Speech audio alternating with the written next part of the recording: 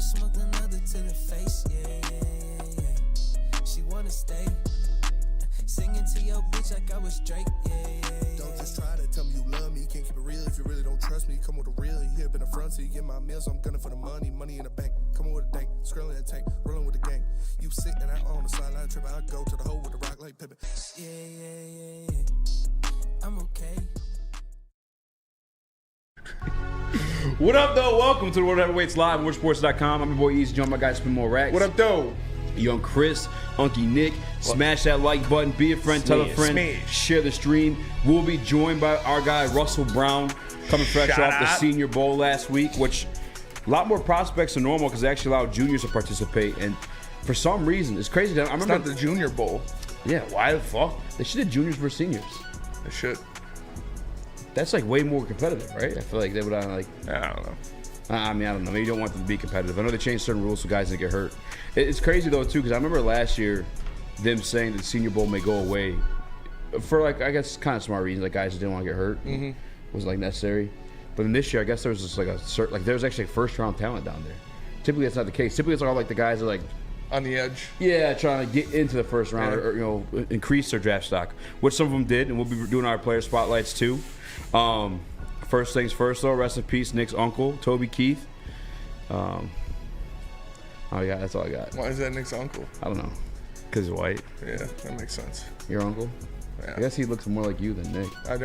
Way more. Who's Toby Keith? Way more. Fuck's that supposed to mean? Yeah, fuck you, Nick. Red Solo What's Cup. a Toby Keith song like Red Solo Cup, only one I know. My daddy served in the army, and he lost his right eye. Something. That's a good ass song.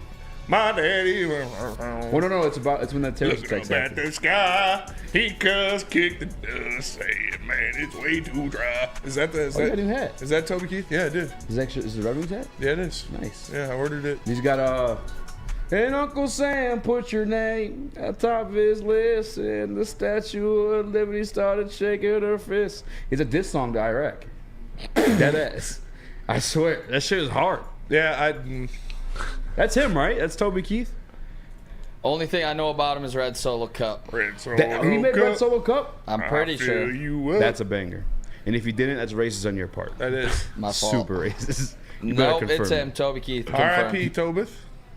R.I.P. Toby Keith. R.I.P. She's not dead yet. Wait, what? Oh, that porn. I thought you were going to say that porn star. Oh, yeah. No. But that's funny. I saw the video of Lisa Ann getting arrested in New York. Yeah. Somebody quote tweeted, like, I usually skip this part. Hey. But our prayers up to that's part of the whole thing is watching the backstory. No, it's not.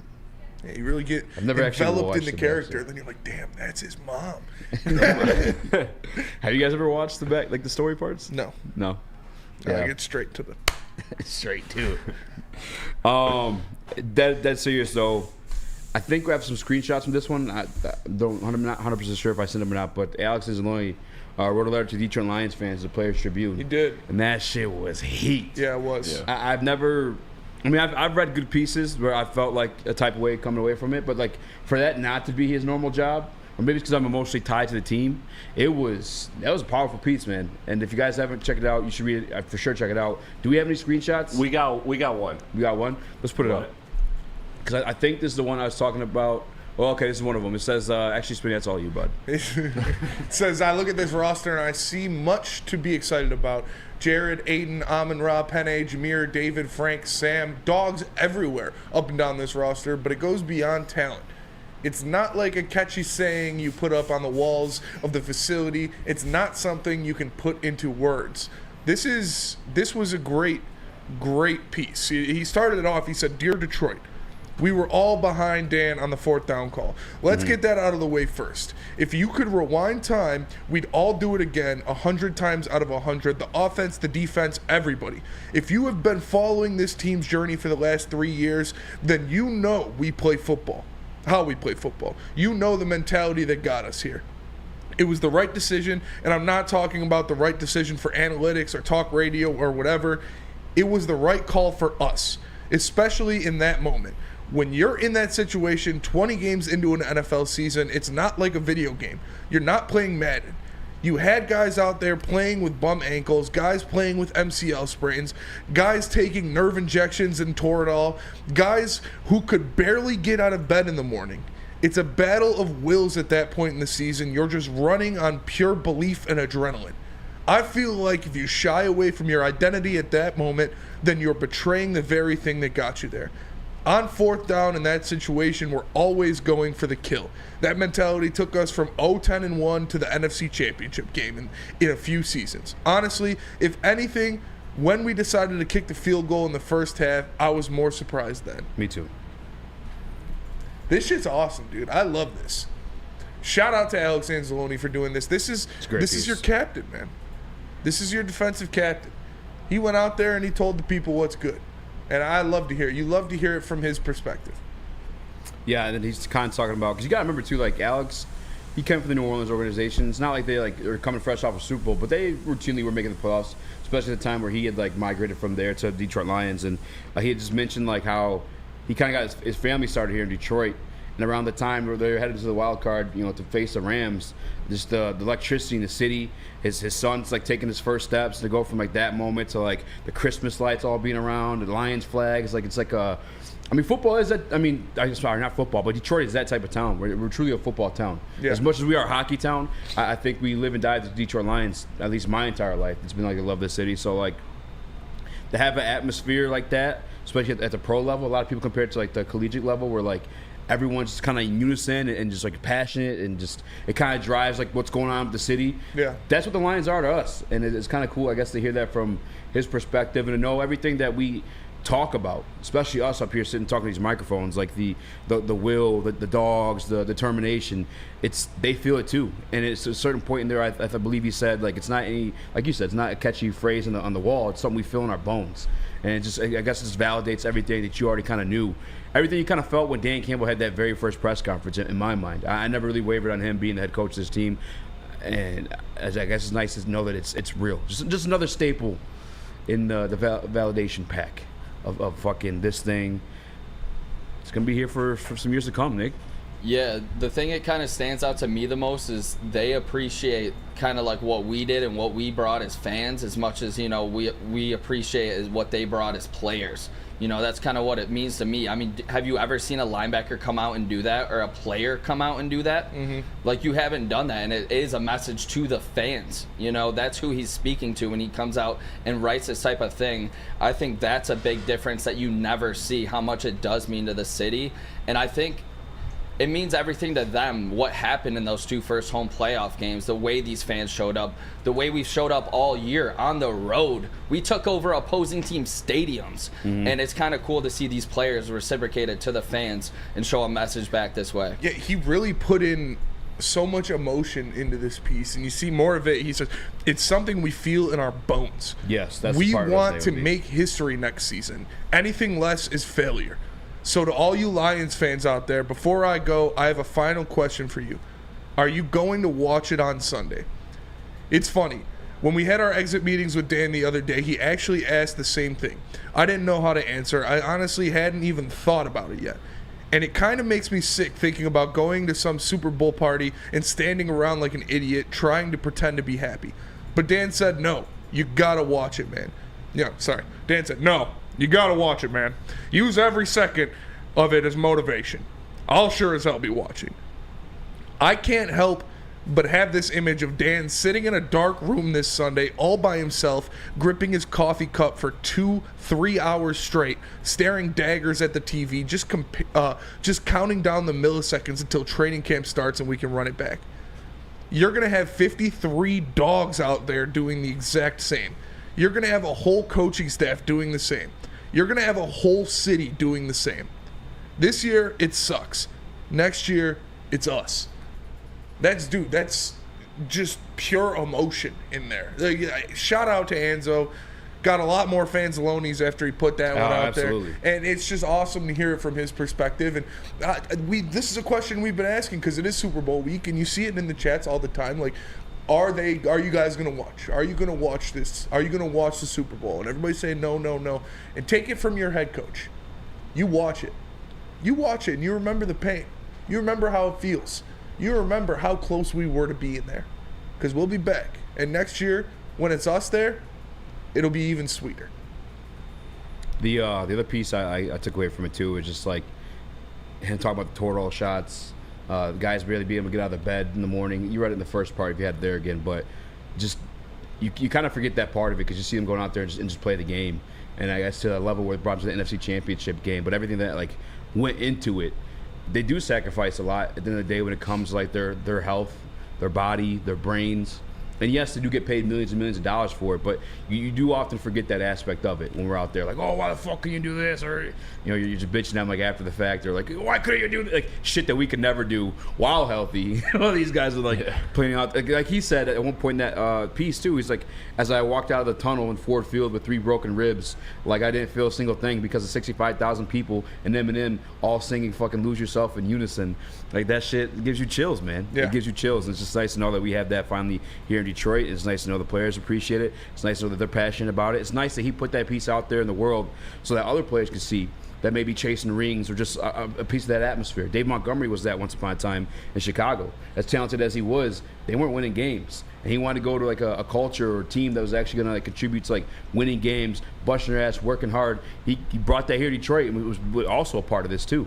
I've listen, big things to come. I'm hoping so. I don't know what's going to happen in free agency, like per se, and with exact names. We're going to speculate a little bit today, but I like that aspect of it. It's like a flyer for Detroit Lions. DNC ENT says, bro, shout out to 97-1 for straight stealing by the numbers. Down to Valenti's closest 1850s Spenmo Rax milkman impersonation. Milkman don't get scared.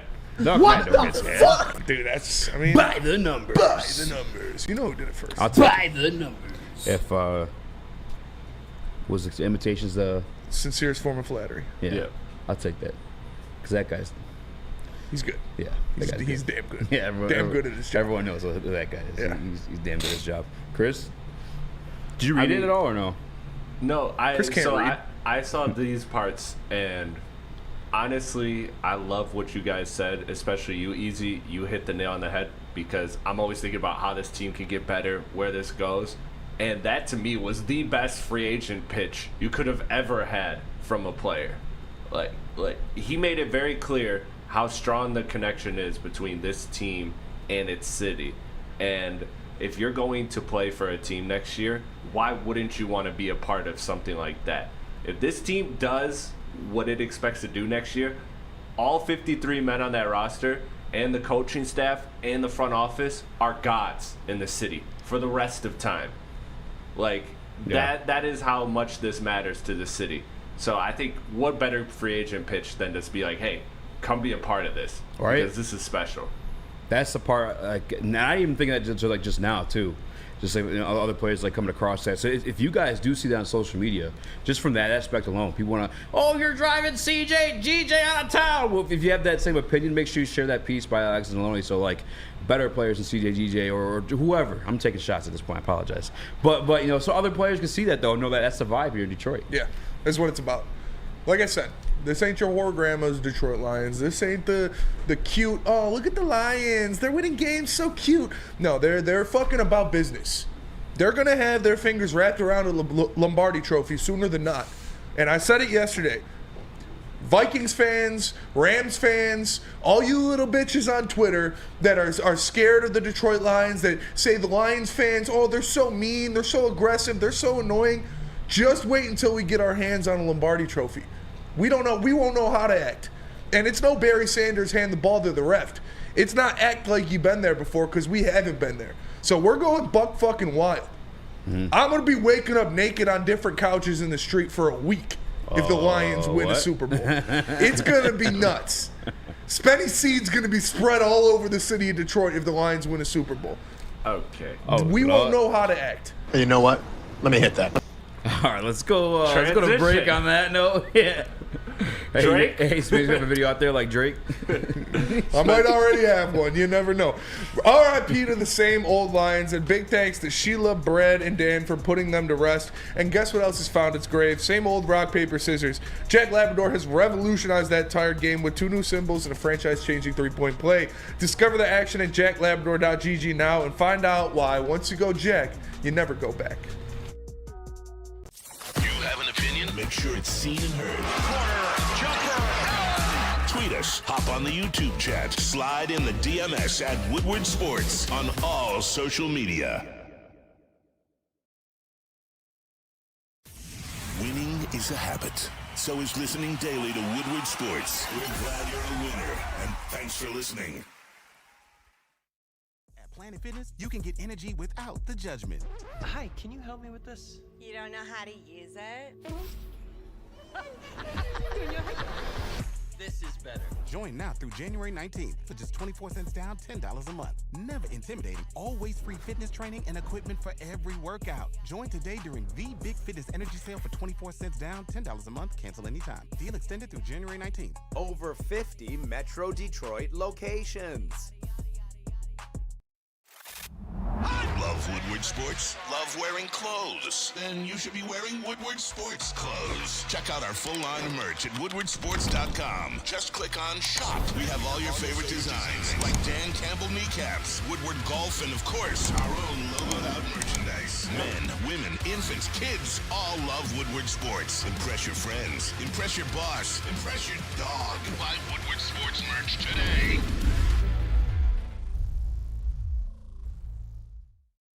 Now, coming to Woodward Sports, Woodward and Main Street, the Woodward Sports Network Detroit Lions show. Catch Gabrielle D. Phillips, Matt Broder, and Terry Foster for all the latest news on your Detroit Lions every week. Only on the Woodward Sports Network YouTube channel and woodwardsports.com. Are you tired of wearing the same old merch? It's a new era in sports wearables. New design, amazing appeal, the ultimate swag. Check out Woodward Sports' latest gear at woodwardsports.com by clicking the shop tab. Hoodies, tees, hats, all guaranteed to turn heads. Get the latest designs today at woodwardsports.com by clicking the shop tab and get you some merch. March.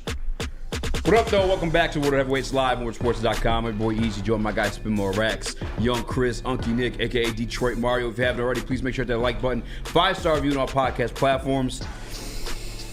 And now it's time. Chris, actually, I put a screenshot in Slack. I don't know if you were able to grab it or not. It's of Brian Branch's tweet last night, quote tweeting Woodward Sports graphic of whether or not the Detroit Lions should bring back CD Deuce. And if I'm not mistaken, 1 second, I'll get it up. You're good. His exact quote was, yes, bring this MF back. And he tagged the Lions. He added Detroit. He tagged the city of Detroit. Add Detroit. Bring him back. Yeah, so here's a tweet from Brian Branch. Bring this motherfucker back at Detroit. Shout out to Brian Branch. And the reason why this is a topic is because it's been heated, especially on our platform. Flannel Sam, jokingly walked away. Burr told him to quit. It was heated. Things, words were exchanged. But I guess I just want to get your take, and if it's changed at all, seeing that Brian Branch is the guy that wants him back. I mean, I wanted him back. I said bring him back. So, no, it hasn't changed. If you can get him at the right price. Again, I'm not breaking the bank for the guy, but if you can get him on a similar deal to what he signed last year, I think I was saying 2 for 10. 2 for 10 would be a great deal for me to bring him back. I think what he brings to this team, the leadership he brings in that secondary, he is, the elder statesman, even though he's only 27 years old or however old he is. I'll take the money. He has been a guy that has played in deep playoff runs. He's been a guy that's played in Super Bowls before. He knows how to win in the playoffs. So this is a guy that I would bring back. I'm not making it my first priority, and I'm not sacrificing some of the other needs on the team to make sure his deal gets done. But if you can get him back for the right price, yes, I would like him back. For me, I mean, you guys know my stance on it. I don't see the value in it. I don't. He's played 1 Super Bowl. He's been in multiple playoff games. That is true. 3 with us, and then I think a couple with New Orleans, and then obviously the Super Bowl run in Philadelphia. But I just think it's a situation we kind of already have handled, and I feel like it's a lot more of like a fanfare thing than it is like actual value to the team. I mean, to the point where our guy Broder said he was one of the biggest reasons they made the playoffs. Yeah, last year. that's just false. Yeah, it's just not true. But I feel like that's what most Lions fans are coming from, though. It's more from like a fan perspective of it, and I get it. He is entertaining, but in true terms of value on the field, I feel like Afonso Melifonwu gave you more, if not at least what you were expecting from CJ GJ. Obviously, you have the merger of Brian Branch at the nickel spot.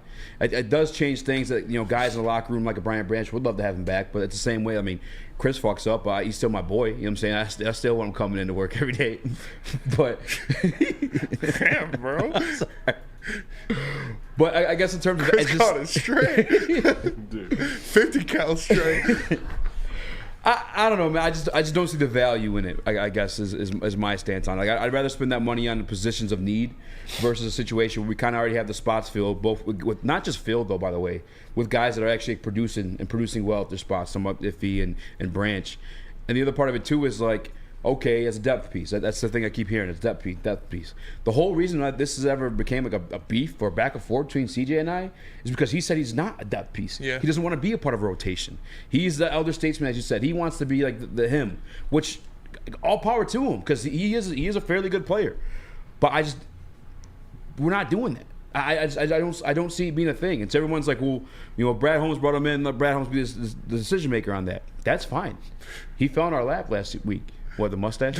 Dude's mustache. That mustache is wild. Crazy, bro. But either way, I think people should keep that same energy if he's not brought back. Yeah. And might talk about the Brad Holmes situation. And I think he came here too to prove a point. Obviously, on 1 year deal, 1 year prove it deal. You have AG, who's had him in his, played in his defensive system before. I saw Broder during the BDE chat said, well, Afonso Melifonwu was only played like 30 out of 51 games available. Well, CJ has only played 27 out of 50 games available in the same like time span. Like, it's not. I feel like it's more of a fan thing than it is like actual like value on the field. Yeah, I mean, like I said, I'm not saying break the bank for him. I'm not saying go out there and give him a max contract or anything like that. But if you can get him for the same deal that you got him on originally, yes, I would do that. See, that's too much for me. Because was it $8 million? No, it was 6.5. 1 year, 6.5. 1 year, 6.5. Like, I'm good for like a depth piece. I'd rather spend that. I would cut Tracy and I would sign him for that. That starts. Tracy, I think Tracy's making $12 million a year. I'd rather spend that money at pieces of positions of need, I guess, in my opinion. But like, I get it. Again, entertaining, the jaw jacking. Like I love when he gave that intercepted ball to Baker Mayfield. But I want to win a fucking Super Bowl. And if to be honest with you, like, I don't know that he's like. You think signing him to a 5 year or a $5 million deal, $6 million deal will affect them winning a Super Bowl? I think you spend that money elsewhere, what's more valuable. Yes, I think you have interior. I think you need an interior defensive line. I think there's needs of the obviously the edge position, obviously the outside corner. I'd rather spend those assets towards like again positions of need, things that are going to help us become better versus kind of like reestablishing what we were. Yeah, and because we can be what we were. All due respect, again, I don't mean this in a disrespectful way. CD's a dog for sure. But why don't you just fucking leave? We've had enough people leave already. But we were 10-4 without the man. Arguably 11-3 if you include like the Dallas Cowboys situation. Yeah, it's just we just don't need. It's not needed, I guess. There are definitely more pieces, or I'd say higher priority pieces that need to be re-signed. You look at that interior offensive line; those are pieces that you need more than Chauncey Gardner-Johnson. You look at a secondary edge rusher. That is a piece that you could use. You look interior defensive line, outside cornerback. Like those are all the pieces of need, I think. And yeah, it'd be nice to have Chauncey Gardner-Johnson, but like I said, I'm not sacrificing the needs of the other pieces for him. But if you can get him on a deal, I'd do it. I guess that's the conversation, right? Is if you can get him on a deal. But also the conversation is he willing to play again as a depth piece, as a rotational guy? Because he quite literally came out and said that he wasn't.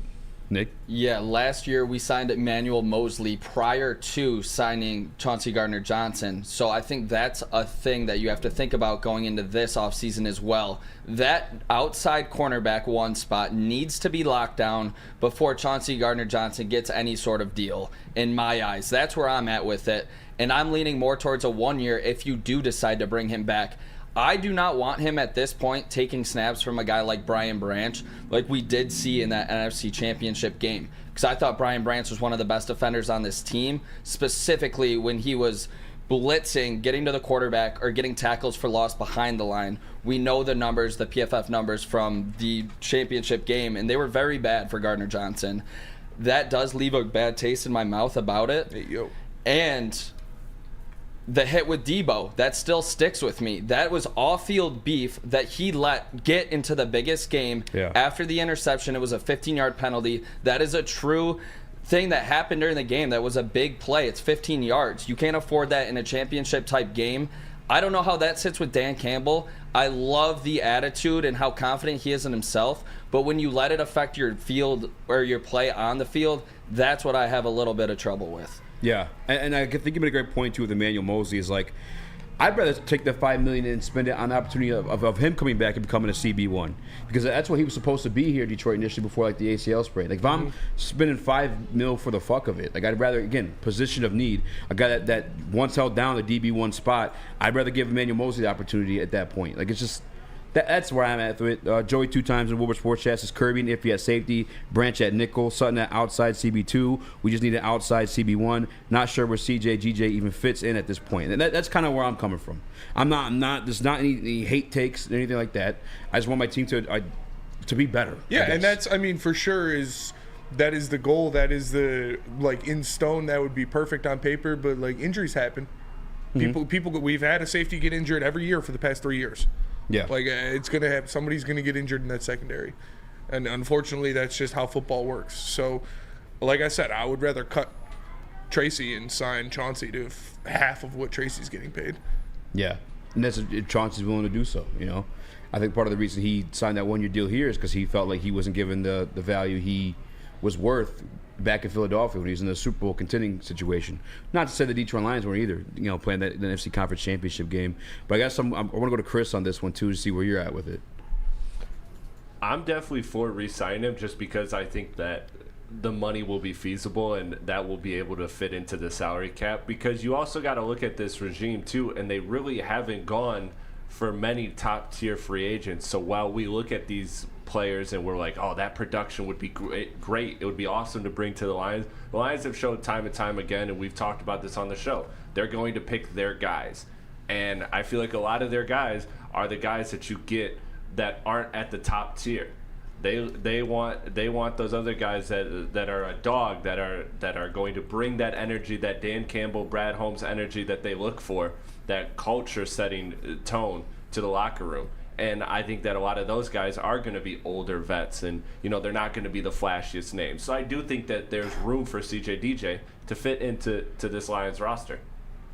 No, I think that's a great point too. Is like the type of contract that Brad Holmes puts out there, the type of free agent that Brad Holmes signs is right at that price that you would pay CJ DJ. So if we're going to do that, again, get it at a position of need. I think when they drafted Branch, they kind of had this plan in motion in some ways. Like, again, when CD signed here, it wasn't like a big commitment. It was just that 1 year deal. And then you went and drafted a guy who essentially plays his position. I think the plan was set in motion at that point. We were also talking a year ago, right, about how important and vital Tracy was. And we were monitoring his rehab, and we were talking about him being an essential piece. And now he's looking like I don't want to say disposable piece, but we have a lot of depth there. So, this safety room, to Spencer's credit, it's always getting hurt and it's always changing. And so it's great to have a depth piece. I get what you're saying. Maybe that's a little too expensive to be just a depth piece, and that's a guy that clearly doesn't want to be just a depth piece. But he's somebody that wants to be here. He's made that clear. Brian Branch has made that clear. There's clearly a bond in that locker room, and I think that his talent, he didn't get to live up to that deal last year, but his talent that he has, I think he can more than live up to a deal that's within that ballpark range that he got last season. Yeah. And to be honest with you, too, I think he would be playing. He would be willing to play if the right deal, I guess, was offered to him and he was both comfortable with it as well as the organization. But I think maybe he would be willing to play within a rotation, because that's kind of what the situation was to end the season. Yeah, he wasn't the starter in those situations. And you didn't hear him say anything about it, out at the media or anything like that. Yeah, because I put him in his place. Jesus Christ. I think he'd be very open to playing in a rotation with guys like Iffy and Kirby going forward if he signs that deal. But maybe not. Maybe he wants to go be a star somewhere. We've seen it elsewhere. We've seen it at the championship level with Kyrie. Yeah. But, and again, I said this with J-Mo, I'm saying this with everybody. This is an all-in Super Bowl run. So if, he makes a play in the playoffs that's crucial to this team, it's worth every penny. I'm not arguing what Brad Holmes is signing these guys for, because I know that this is a 53-man roster. He said that. Him and Dan Campbell have both said that. This is a roster that everybody is going to play an important part, in this run that they want to get to. And so, you know what? If he makes one play in the playoffs, that contract's worth it. Null and void. I don't care. So I'm trusting whoever he's signing. Also, Tracy Walker did not play the last 7 games, so he is for sure in line to get cut. I already looked at it too. I think it's like $5 million savings that we'd have. So, I mean, we'll see, man. We will talk about free agents. Actually, I think we got free agents coming up next. Which free agents we actually want to bring back? I'll try to find that old graph and get that one to Chris. But I got to tell you guys about Feldman Chevrolet first, because they're Michigan's #1 Chevy dealer. Whether you're looking to buy a car, sell your car, they got you hooked up. They got the best car buying experience in the game. With over 18 locations and one right in your backyard. Visit FeldmanAuto.com to find the one nearest you. It's Feldman Chevrolet, the best car buying experience in the game. A ton of fun, a ton of sports, and a ton of man-meat. Welcome to the Woodward Heavyweights, live daily 5 to 7 p.m. on Woodward Sports. Thank you to all the fans for making Woodward Sports your #1 online destination for Detroit sports. We promise not to drop the ball.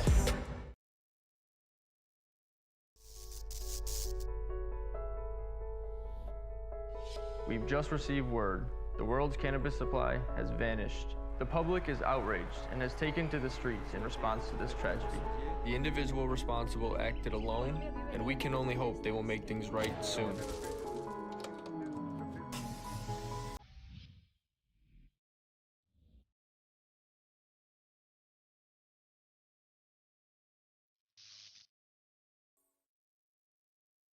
What happens when you run a great business for over 50 years? You expand and offer more products to more people. That is exactly what Les Stanford did. By adding Les Stanford Buick GMC, the same great service the customers have come to know and trust, on Woodward Avenue, just south of 9 Mile. Check out Les Stanford in Dearborn today and find the brand you want at lesstanford.com. I just sent that, Chris. Welcome back to the Woodward Heavyweights live on WoodwardSports.com. I'm Eazy. That's been more Rex. Hello. Young Chris. No JB Smooth. No KG. We got the man, the myth, the legend himself, Detroit Mario, a.k.a. Unky Nick. Smash that like button. Be a friend. Tell a friend. If you guys would like, I'm willing to open the phone lines, have that conversation if you want. I really... it was a hot topic this morning. I don't see it as that big of a deal to even be that either, by the way. But here's a list of free agents that we do have, because Brad Holmes said it yesterday. We'd rather draft and re-sign our own. That's the approach he wants to take, and I think we all agreed yesterday. None of us are going to disagree with the approach Brad wants to take, because Brad's pretty fucking good at his job. But I guess I want to ask you guys, power ranking, just 5 of those names on that list. Who are they? Starting number 1, Nick. James Houston is not on that list. I know it's like some sort of weird restrictions because we drafted him, but he went to the practice squad. Is that why he is not on that list? He's an exclusive rights free agent. Yes, that's the word, exclusive rights. So we're not including James Houston. No, because he's coming back regardless. So essentially, other teams can offer him, but we can always just match it and just get him back. We can pay him the minimum, and if we offer him anything, he has to accept it. Student athletes. Student athletes. All right, hype. Sounds good. Athletes. Number 1 on your, I guess, power rankings for guys you want to bring back to the Detroit Lions, Spinny. Number 1 is Graham Glasgow. Number 1. Number 1 for me is Graham Glasgow. He needs to be brought back. He needs to be locked down. That guy can do a lot. He can play all 3 positions of the interior offensive line at a very high level. You got him at a cheap spot, and we saw him take the job from Vaitai and never give it back. Like, that guy is essential for not only the chemistry in that room. Like, I think if you want Frank to come back, a big part of it would be re-signing Graham Glasgow, because they are friends. They have been in this for a while together. Yeah. They are from the old regime. And you look at what he brought to this team when Vaitai went out. I think it is essential for him to come back, because if Graham does get injured, if Frank does get injured and come back, you have Graham who can just slide over and play center at a high level as well. So give me Graham. If he is my number 1 that I need to re-sign. I agree. That's number 1 on my list too. The versatility, the chemistry. I think a lot of people forget that part of the offensive line, and I didn't learn this till I got the opportunity to talk to Lomas Brown. Is that sometimes as an offensive line, despite how talented you are, it's possible you get off to a slow start because you have to get in sync with just knowing the tendencies of the guy next to you. His weak moments, the type of guys that he's not going great against, and when he needs help and when he doesn't need help, on top of just the footwork and whatnot too. So number 1 for me is definitely Graham Glasgow. Glasgow. I think Brad mentioned it in the presser yesterday that like they have meetings with all the people eligible for extensions and free agency before the season's up, and it sounded like Graham Glasgow's a piece they want to bring back. Do you want to take that $5 million? You want to give CJ Deuce? And he's my brother, so like. Yeah, and he's your twin. Yeah. Nick. Same with you? Glasgow, number one across the board, boys. Yeah, for all the reasons you guys said. I think the versatility's clutch. I think he was here before. He grew up here in Detroit. He went to Michigan. I think he loves this city. And I honestly think if you give him a multi-year contract that he might take a little bit less. Yeah? Yeah, I think we definitely so. have like the emotional like upper hand in that situation. Who's number 2 for you, Spinny? Or you want one, Chris? I mean, no, mine's the same number 1. Yeah, that's what I figured. Mine's the same number 1. I think that's pretty clear. Yeah, number 2 for me on this list is actually Jalen Reeves-Maybin. Yo, for real? Yeah. That's mine too. Hey, I thought I was gonna be Mr. Hot Take with that one. No, I think Jalen Reeves-Maybin is number that. 2 for me on this list. He's an all-pro. He's an all-pro at the special teams. He's a demon on special teams, and when he fills in at linebacker, he is very, very capable both in the run game, rushing the passer, and covering tight ends. Like he's obviously not going to be your every down linebacker, but he is going to be your special teams captain. The guy makes plays on special teams all over the field, and when he's called upon in a pinch to play linebacker, he does it at a pretty high level. So I think Jalen Reeves-Maybin is number 2 for me. Jalen Reeves-Maybin is number 2 for me as well. All-pro special teamer. I think his, not just like on special teams, obviously I think you notice him out there. He's an absolute demon special teamer, but also in the opportunities he's gotten at the defensive reps too. I think he plays the pass really well. He's really a speedy guy. I think I've seen him on a couple of blitzes too. Jalen Reeves-Maybin has made big plays. I think the Saints is the one you probably look at him as most impactful as like actually playing the linebacker position. But yeah, Jalen Reeves-Maybin, for like all the intricate stuff that we do on the special teams, he always seems to be a part of it no matter what's going on. Whether it's like taking it for a run or throwing the damn ball, he's always somewhat involved. Yeah. Give me him back. Who's number 2 for you, Nick? Yeah, right here I'm sticking with a offensive lineman, and I don't know if it's going to be possible, but if we can keep the same line we went into this year when we started rolling, is Jonah Jackson. I don't know if it's going to be plausible with the amount of cap space that we might have to use on him, but if we don't have to use the draft capital, that means we can do it for a different position. In my eyes, a number 1 cornerback or a DN to pair with Hutchinson, so you don't have to address it in the draft, and that's why I would look to bring Jonah Jackson back if he's healthy and you can get him for the right price. Is that a realistic possibility? I don't know if you're going to re-sign 2 guards in free agency after he's probably projected over, maybe around $10 million. Probably not, but that's a guy I would look at to bring back if the price was right. Yeah. I'm not mad at it. Chris? For me, I actually had another person on the offensive line, and I think it's I get your point about Jonah, but I'm just kind of accepted the fact that I feel like he's going to be priced out. So I'm looking at Dan Skipper. I'm looking at Dan Skipper, but you know what? I think Eazy and Spencer have sold me. I think that Reeves is a clear number 2 for all the contributions across the board. But I had Dan Skipper because I think that he's been vital to this team. He's been a tone setter. Dude, Eazy, we should go as Jonah Jackson and Graham Glasgow as Halloween. I hope we sound both, because that would be gas. That would be fire. I'm definitely down to if do we that. went as Jonah Jackson and Graham Glasgow. That would be pretty fucking awesome.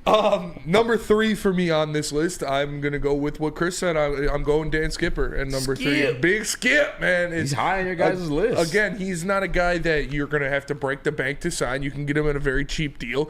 And you saw him as an integral part of that blocking scheme in the second half of the season. They brought him in as that extra offensive lineman a lot. They moved him around. They had him do different things, and he held his own. We saw him take snaps at guard. We saw him get starts at guard before in a pinch. He can obviously play tackle. Like, this is a guy that the coaching staff has a lot of faith in. This is a guy who has done a lot of different things for this team. So I think Skipper is a guy that you should bring back. He's an important guy for this team, and he can do a lot on that offensive line.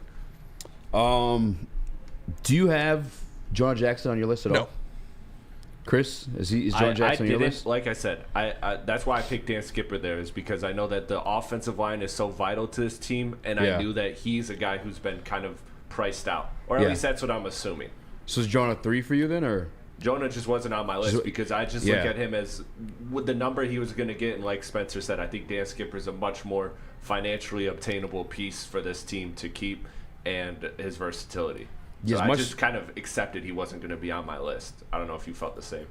As much as I want to go, celebrate Halloween dressed as Jonah Jackson, I didn't have him on my list either. It's not for any disrespectful reason. I just feel like he might outprice himself to come back to the Detroit Lions. Yeah, it says that you want Brad to bring back, so I was like, all right. No, I mean, I want him to. You're fine. No doubt. I do think as well that he's priced out, but if there's any way that we can retain him, I would be trying to do it because I think that this team rolls at its best capability when Jared Goff has that O-line, and we've seen what they look like. And that's, did you guys give your third already? No. I guess I just wanted to, because his third was Skipper. And I know I didn't have Jonah on my list, and you had already said him, so I wanted to see where he was and everybody else's. But no, he wasn't on mine either. And I don't mean in a disrespectful way. It's similar to actually, this is even different from CJ DJ because we don't have that replacement yet for Jonah. Mm-hmm. But I just feel like as disrespectful as this may sound, it's easier to replace. Yes, I guess come in the draft. But if I didn't psych myself out with the price, he probably should and would be on my list though. Me too. Number 3 for me was Josh Reynolds. I think the chemistry that he has with Jared Goff, it can't be undermined. I think he ended up finishing the season as our wide receiver 2, if I'm not mistaken. Somebody could double check me on that if you want in the chat. But as much as he kind of failed us on that 4th down play in the San Francisco 49ers game, insane. That is insane. Bro. If you're getting your hair cut at Lady Jane's, making sure it's this one. But also, I think you go back to that Rams game. And he started off that game with Jared Goff in unison. And there's just those two constantly connecting all the way down the field until it ended up being a touchdown. Mm-hmm. By the way, 2 former Los Angeles Rams in that situation too. I think with a guy like Jared Goff, you want somebody who's comfortable with him.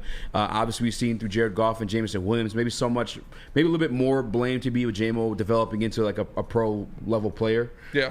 But it takes him a while to get in unison with some of these wide receivers. He already has that with Josh Reynolds, and Josh Reynolds has been productive for us. Again, wide receiver 2 on the top 3 offense in the league. I don't think that can be undermined as much as he dropped the ball on that 4th down. I think he should be back, and I think he should be affordable too. Sure. I agree with you right there. Number 3 is Josh Reynolds for a lot of the same reasons that you just said. I'm trying to get past the 2 drops. It wasn't just the 1 drop on 4th down. He had another massive drop in the game. And it was 2nd or 3rd down. He had such a great season being there with Jared Goff, but in the biggest goddamn point of the season, he didn't show up. So that's tough to look past, but I'm going to for this one. Same reason. His rapport with Goff, you just cannot make it up. He trusts him, and they've obviously spent now a few years together. He's changed this offense, no doubt about it. So Josh Reynolds, my 3rd guy on the list. Chris?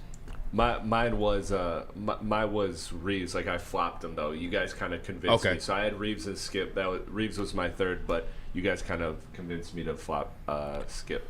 Yeah. Well, look, the last 2 of mine are defensive, and I know you got to tell us about the best defense in the game. I do, and that's Guardian Alarm, because Guardian Alarm offers you at the Steak Shop by Fairway Packing Company. Prime Porterhouse, A5 Japanese New York strip steak, dry-aged Wagyu beef tomahawk.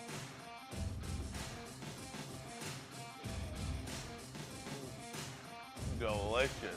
Get to the Steak Shop today. Enjoy fine wine, have a private party, and get the finest cuts of meat anywhere. The Steak Shop on Mack Avenue in Grosse Pointe Woods, or order online, fairwaypacking.com. How would you like to win not one? But 2 vehicles of your choice. One for you and one for your wife, your girlfriend, or your best bud. Get to Lady Jane's today for an award-winning haircut and automatically enter for your chance to win. Courtesy of Les Stanford Buick GMC of Ferndale. Lady Jane's, open 7 days a week, walk in anytime. It's wicked awesome. Game is won in the trenches, and our big fellas don't mess around. The Woodward Heavyweights on Woodward Sports. Dispo Dispensary is giving away 2 tickets to the big game. The one in Vegas with flight, hotels, and accommodations. Make sure you guys follow dispo.michigan. That already happened. Those were already given away. Oh, damn. Yeah. Damn, they didn't put on my commercial. Everybody, you were told. Huh? Look at Slack. I'm not here during the days. Hit that like button, 5-star video on podcast platforms. I'm your boy Eazy, joined by my guy Spimo Rax, Young Chris, Unky Nick. I wasn't informed. No one added me. Smash that like button. Be a friend. Tell a friend. Share this stream. Gotta finish these lists real quick. My final 2 spots, or I guess I'll go. Number 4 for me is Romeo Quar. I think he provides a little bit of value as an edge rusher. I think he's there in the run game too. It sounds like AG thought of him highly as the season went on. He recovered from his injury. He started, kick back and come back to life. Not to the extent where we signed him for those 9 sacks or 8 sacks that he had, but I think he's still somewhat valuable to this team. And again, I think it's a cheap contribution out of our salary cap to bring him back. Yeah. Number 4 for me. Yeah. Jake McQuaid. What? Jake McQuaid, long snapper. Bring him back. He's, again, this isn't some break the bank piece, but this is a guy who's been an All-Pro before. This is a guy who's been a Pro Bowler. You even at a position like long snapper, those are important. That is an important exchange of long snapper to the field goal kicker, or to the holder to the field goal kicker, and especially when you're getting down to situations where a field goal can win or lose you games in the playoffs. It's important to have a good situation there. I know he doesn't get the most usage because Dan Campbell doesn't like to go kick field goals, but if you get a kicker and you have a guy where you feel comfortable kicking those field goals in the draft or in free agency, I think it's an important piece to have. Jake McQuaid. I guess I just figured him as like an automatic re-signing, I guess, to be fair. Nick, who's your number 4? I got Jalen Reeves-Maybin. You guys hit it on the spot. Just a key special teams guy for this team. He's showed up in every way possible, like you guys talked about, and he actually started showing up and making plays on defense as well later in the season, which was great to see. So he's my number 4 guy. Yeah. Chris? Mine is actually Josh Reynolds. For everything Eazy stated. I think the chemistry between him and Goff is shown to be important. It's, Goff's probably biggest moment, or I shouldn't say his biggest moment. His biggest moment as a Detroit Lion was coming out to that first playoff game, and that first drive was all Josh Reynolds. So although he did break everybody's hearts with his performance in the San Francisco game, there's clearly chemistry. So I think he is important. I almost went Donovan Peoples-Jones there, just because, again, wide receiver, I'm looking at that room. Who's going to step up besides J-Mo and Amon-Ra next year? And Josh Reynolds is a candidate. He might end up being too pricey to keep, but if he's not, then I think he's clearly important to this team going forward. I saw some, feedback on the Romeo Quar re-signing. As Corey Berry asked, my only hesitation with Romeo is if he walks, will he be missed? And I guess my answer is yes and no. No, he wasn't a true impact player. But if you would have asked me who's filling that spot outside of maybe James Houston, I couldn't really give you an answer. And then let's be real about the situation with James Houston. James Houston much more of a true edge rusher or passing down end than he is anything else in the run game. I think that's why you saw him in limited snaps in the healthy games he did have to begin the season with. But Romeo, I think he's a reliable guy. As the stretch went down, as I think somebody else put in the comments, he actually got to get going. And again, I don't think it cost you much. I think he only played on a $1 million deal once he renegotiated his contract this year. Nick, you think you want to say something? Pascal? I could see Pascal filling him maybe there. Yeah, that's actually a good answer too. I see Pascal playing more inside though. You know what I'm saying? I guess he's got that versatility where he's inside and outside. Yeah, he could play a little bit of both. He started picking it up too at the end of the year. And then number 5 for me, Kendall Vildor. Say what you want about him. I think it's easy to make fun of our cornerbacks because they weren't great down the stretch. But I'm not talking about bringing him back as a DB1 or DB2 as a depth piece. I think he was more than serviceable. You want to talk about bringing guys back for cheap as depth pieces, outside cornerback as a need. And I'd be totally fine with having Kendall Vildor as our depth piece. For me, my number 5 is actually Donovan Peoples-Jones. I think you look at it, and I think Jameson Williams takes that step next year into wide receiver 2 status. I think he is the easily the wide receiver 2 on this team next year. For Donovan Peoples-Jones, I think he is not only younger, but a better athlete and more of a downfield threat than Josh Reynolds is. I think he can do more when it comes to returning, the return game, whether it be kick return or punt return on top of that. And I think he's going to be a little cheaper. Obviously, he's going to have to establish that rapport. That is something that I thought about a lot because Josh Reynolds has that connection with Jared Goff. But I think as a wide receiver 3 or even 4, because Khalif Raymond is going to be back, I think I like the aspect of Donovan Peoples-Jones with his athleticism and his speed down the sideline. Yeah, I mean, I don't hate that one at all. I'm very curious actually what's going to happen with him. I did have high hopes for Donovan Peoples-Jones. I'm somewhat biased in this, the same way you always are, but it's like through fantasy reasons because he went on a little bit of a stretch to carry me into the playoffs like 2 years ago. But I'm not opposed to DBJ coming back at all. Fellow Detroiter too. Nick, who's your number 5? I think we're all on the same page. We're going for depth here. I'm going my tight end number 2 on this team, and his name's Brock Wright. He shows up in big spots for this team. I don't think he's on the list. Oh, is he? I was looking at a different list earlier. Maybe he's one of those free agents where he might be, but yeah. Yeah, exactly. I like Brock right here. I think we got to bring him back. I think he can block really well for this team. And when you show up, he's the low-key guy that Ben Johnson can scheme for and get open. We saw him in L.A. We saw him last year against New York, and he's made some big-time catches for this team in key spots. He has not dropped the ball, so I like him as a low-key number 2 tight end. Ooh, if I could go back on mine, number 5, I'd switch instead of Kendall Vildor to Emmanuel Mosley. I thought about Mosley. I checked out his number. He hasn't stayed healthy the last 3 years. Yeah, he's not. And by the way, go ahead. Actually, do your 5 before I can say that this. That was number 5 for me. Emmanuel Mosley? That was my exact number 5 was Emmanuel Mosley because I think he's a risk, but he's a nice risk. Mm-hmm. I think he's if he hits, man. Like I mean, Absolutely. we were talking about a guy that we kind of assumed he would be the CB1. Yeah. So I'm all for taking this risk. I know this very well could be a foolish take that airs poorly or that ages poorly, but I think he's worth the risk. And I think after another year of injuries, like I can't imagine he gets more than he got last year. Like I feel like this is going to be a very, very cheap, inexpensive contract, and that's one reason why I want him back.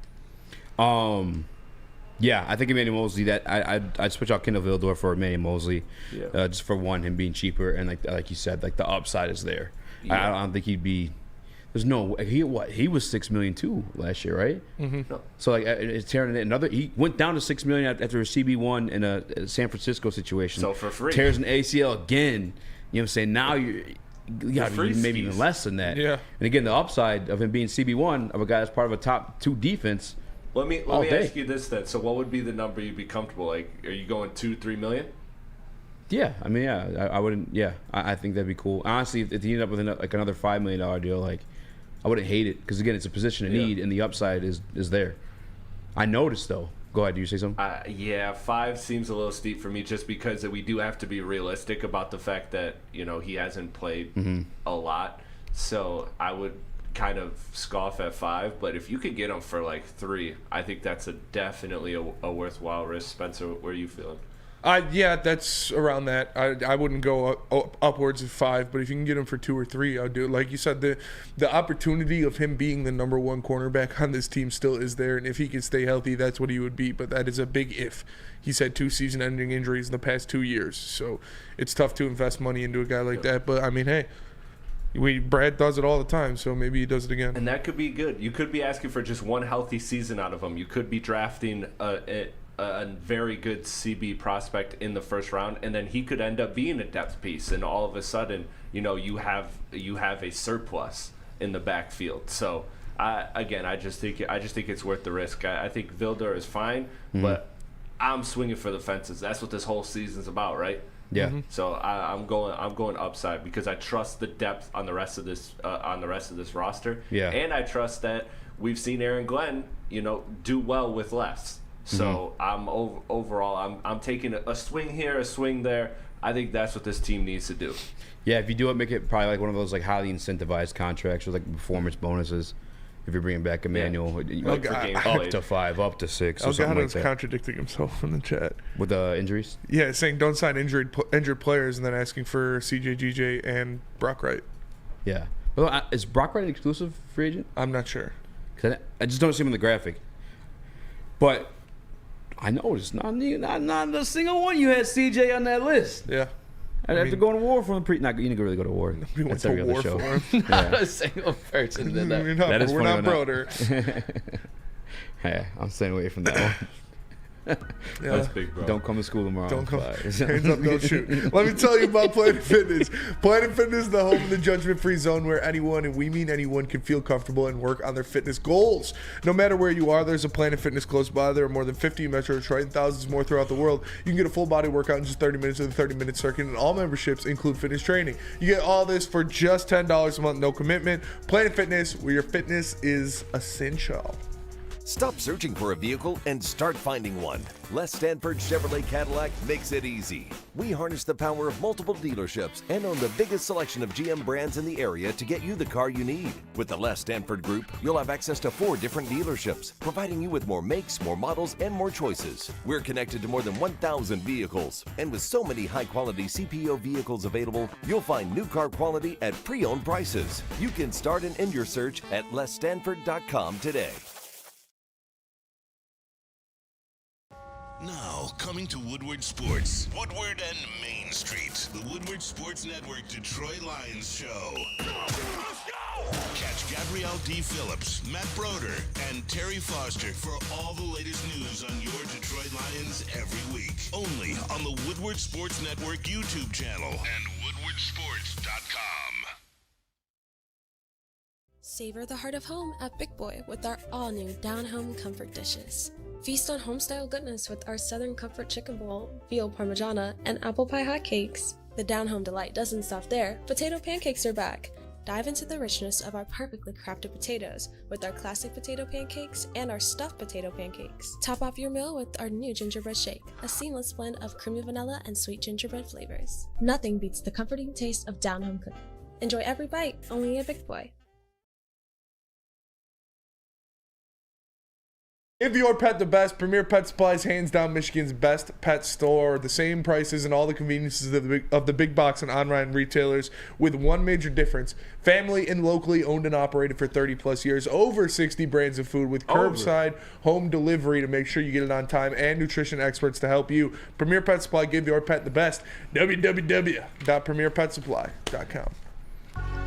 What up, though? Welcome back to the World Heavyweights Live on WoodwardSports.com. I'm your boy Eazy, Jump, my guy Spimo Rax, Young Chris, Unky Nick, aka Detroit Mario. If you haven't already, please make sure you hit that like button. It means the world to us. Be a friend, tell a friend, share the stream. We will be joined by draft scout Russell Brown at 6:25 to discuss the Senior Bowl, as well as these 3 players that we're going to spotlight. Spinny, you unfairly picked the best player to spotlight every time we do this. That's not on you. That's on me. I just have a good eye for talent. No, you just get the first pick. And it's cool. Yeah, you were gonna pick Jonah Ellis. That was your guy. You picked him first. And I sold the best case for him. It's not my fault you guys picked bums. No, I liked them before you sold them, but they're easy I sells. like the guy I picked. I like him. All right. Well, Spinny my going first to pick get the best people today is T'Vondre Sweat. This man is a dude. He is a dude. He is a Brad Holmes, Dan Campbell, football ass player. He is a big, rough, ugly dude right there in the middle at Texas. It's impressive to watch him play. He is 6'4", 362 pounds. Just a mammoth of a human being. He requires a double team at all time. If you try to single cover this guy, you're gonna get burnt. He's gonna make you look silly. He's gonna push people around. He's got amazing hand usage when it comes to keeping a blocker off of him, keeping a blocker engaged, even with smaller arms than you would like to see out of a defensive tackle. His hand usage makes it to where he can keep guys off him, move them around, and fill those gaps. He does a great job at getting penetration in the interior of the offensive line, so he can stop a running back in the backfield. He can get to the quarterback and make things hectic. It's impressive to see what he can do when it comes to rushing the passer. Although he didn't have this great sack total last year, he gets double and triple teamed all the time, because if you're one-on-one with him, he is going to either beat that one-on-one lineup or push that guard or center right into the quarterback's lap, man. This guy is a monster. You see him with his hand movements. You see his swift arm movements on the interior defensive line, getting to the quarterback. He, like I said, He's got smaller arms than you'd like for a defensive tackle, but he's so big and so impressive when it comes to his upper body strength that he can just move people around. He can hold a guard or a tackle there until he finds the lane he wants, moves him over, and get in the hole. It's so impressive to see what he's been doing. He's been shooting up draft boards, but this is a guy that has Dan Campbell written all over him. He is just a mammoth of a man in the middle. He is a very tough matchup for anyone to guard one-on-one, and I think he translates very well to the NFL. I like the prospect DeAndre Swift a lot. Nick, who you got? Because you got a defensive tackle too, don't you? Yeah, I do as well. Just looking at some of those highlights, holy cow. Big dude right there. This guy is kind of on the smaller end of a defensive tackle. Johnny Newton. His name's like Jazon Newton, but he goes by Johnny in some of the highlights I was watching. This dude is a consensus All-American 2023 Big Ten Defensive Player of the Year, a defensive tackle for Illinois. And you guys all remember last year Illinois had a nice run, and he was a big part of this on that defense. This dude, in the last 2 years of his college career, had 22 and a half TFLs, 13 sacks, 114 tackles, 5 passes defended, 3 fumble recoveries, and 1 forced fumble. That biggest number on that one, 114 tackles. This dude gets off of the line quick. As you can see that, the quick spin immediately brings the quarterback down. That's what stands out to me most about this guy is his quick hands off of the rip. He just completely takes out that center in a heartbeat. He can do this all over the defensive line, specifically, or he can do this obviously the first 3 spots of the D-line. He's 6'2". Biggest guy he reminds me of. We did a lot of research on him last year, fellas. Kalijah Cansey. The numbers stack up pretty nice. Cansey is a bit quicker coming off the line, but similar with the hand moves to him. Cansey, 27 and a half TFLs, 14 and a half sacks, 64 tackles in his last 2 years in college. These 2 guys stand out, and we saw Cansey make an immediate impact for Tampa this season. I think Johnny Newton could have a similar impact in his first year in the NFL. I don't know if he makes it all the way to 29. Might be a guy you move up for, but he could be a complete disruptor in that line to pair with Aleem McNeil. I like it. I am going to talk about defensive tackle today. It's just not going to be within the draft. Coming up next is a free agent that pieces some things together. My spotlight, TJ Tampa, cornerback out of Iowa State. Initially recruited as a wide receiver, also by Georgia too. So keep that in mind too. When Georgia's recruiting you as a defender, probably pretty good. True dogs, they continue to produce like some dog ass defensive products. I apologize, but he's got long arms. He's listed at 6'2", 198 pounds. I remember last year was a little bit of a concern that the size and weight of Devon Witherspoon, him being like that 180 versus like I guess the 200-pound range they want guys. Well, he's got that for you. On top being 6'2", it's that the body frame that you kind of all want in these defensive back prospects. I always fall for it. I think it's almost overvalued when you see that size just because of the Legion of Boom. We kind of always fall for those big cornerbacks. But this guy, he shows it.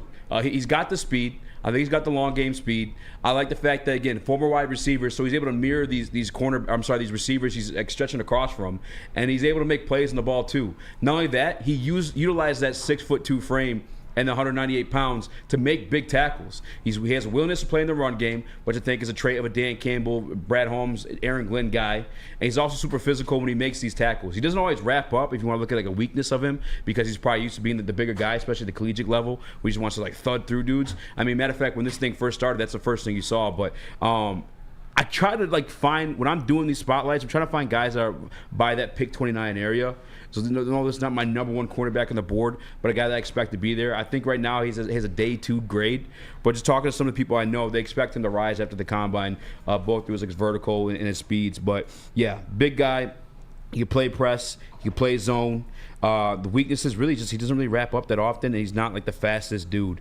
But last year, only 27% forced incompletions. 27%, which I think as a cornerback, that's pretty good to have. I know it's Big Ten football, so you're not going against the best, but I always just fall in love with the longer guys. Pause. Yeah, I like it. Going back to even like Joey Porter last year too. You saw him. That was his thing at the combine, the freakishly long arms. I mean, he possesses that. Former hooper too, so it's not like he's just big for nothing like Chris. He actually knows how to utilize those long limbs. So that's crazy. I'm sorry, dude. You're just throwing shots at my guy I today. know. I apologize. He started before the show started. What'd you say? What'd I do? He came at both of us. Oh yeah, Pause. it's true. Yeah. Pause. Those are our draft light prospects. I can't wait to get Russ on to get his takeaways on those 3 names specifically. But I guess out of the 3 of them, who's your favorite? I mean, T'Vondre Sweat. That guy's a monster, dude. If you can get him in the middle, he would free up a lot of single coverage for guys like Aleem McNeil and Aiden Hutchinson on the outside. It would make it a lot easier for them to work on one-on-one if you have a dude the size of Sweat who commands a double team at all times. So I think that would be my guy still. I do like TJ Tampa, though. He looks pretty good. Yeah, I do like TJ Tampa, too. I saw the comment from Joey 2 times. Says, yeah, Rickeshaw is very reasonable expectation, in my opinion. DeBrickashaw Ferguson? And it's Rickeshaw. I think I don't remember where he went to school. I do have him on the sheet, though, 6 foot, 188 pounds. It was between him and TJ Tampa that I had both highlighted from the guys I want to do. Yeah. In my opinion, I just went TJ Tampa. One, I just admitted my fetish for like the bigger cornerbacks my entire life because of that Legion of Boom. But also, Rickeshaw, he just wasn't really like playing like elite ball to me. Like I think he's great as a physical corner and like a guy that's going to come up and stop the run or willingness to play the run. But I guess in coverage, I just didn't fall in love with him like I did TJ Tampa. Like I said, those long arms really kind of sold it for me, especially going off of like last year where I kind of fell in love with another prospect, Joey Porter, and I got to see those long arms actually like play a factor in his coverage as a rookie for the Pittsburgh Steelers. I even think back to that game where I think they beat the Ravens. Yeah. When he had the interception on OBJ in the red zone, like a fucking dog. It's like rookie against OBJ. That's Joey Porter had a great season. He did. Joey 2 times says Tampa should be there at 29 as well. I agree. MCDC not bringing back. Oh, he's talking about they're still talking about CJ DJ. I do like T'Vondre Sweat though too. I can't wait to talk to Russ. I think he's shooting up draft boards, man. I don't know if he's going to be there at 29.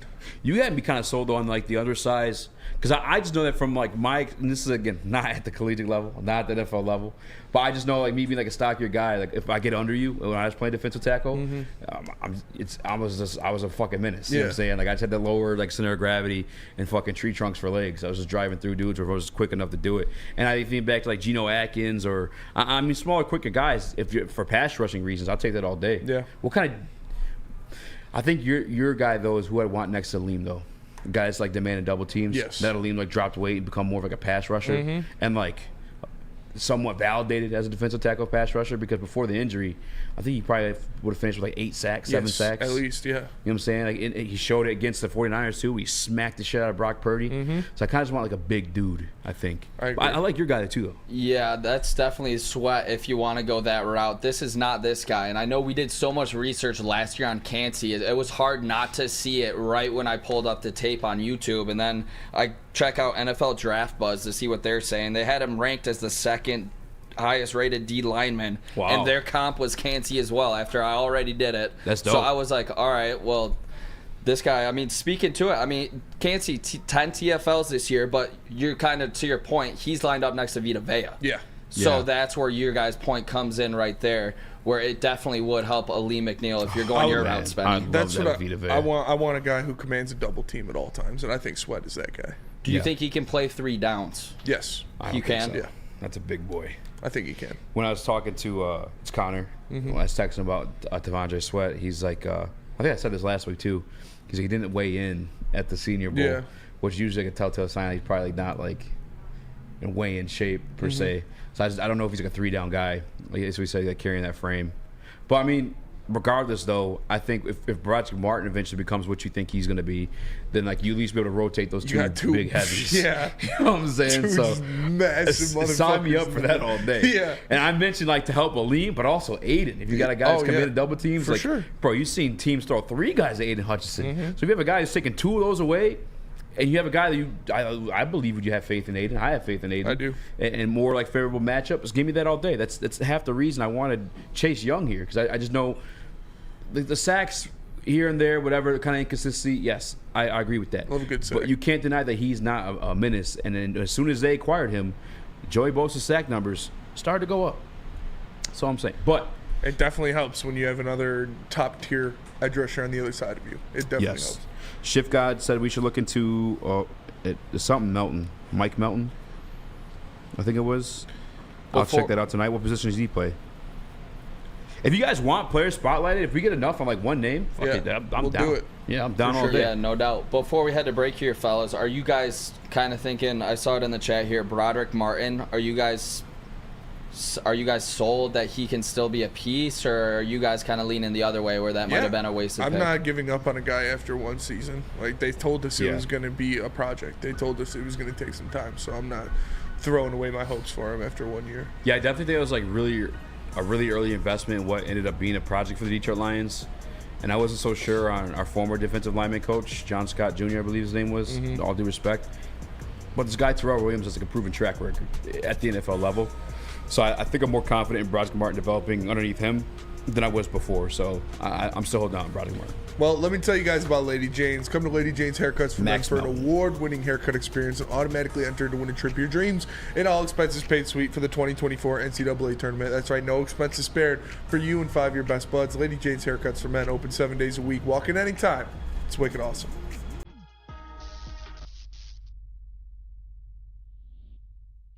We've just received word.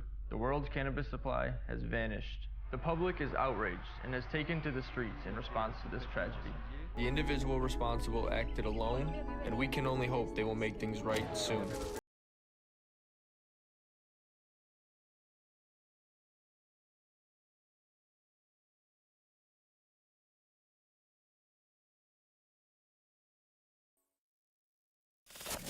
We don't like to brag that we are the toughest sports network in Detroit, but we do have a guy named Darren McCarty on our side.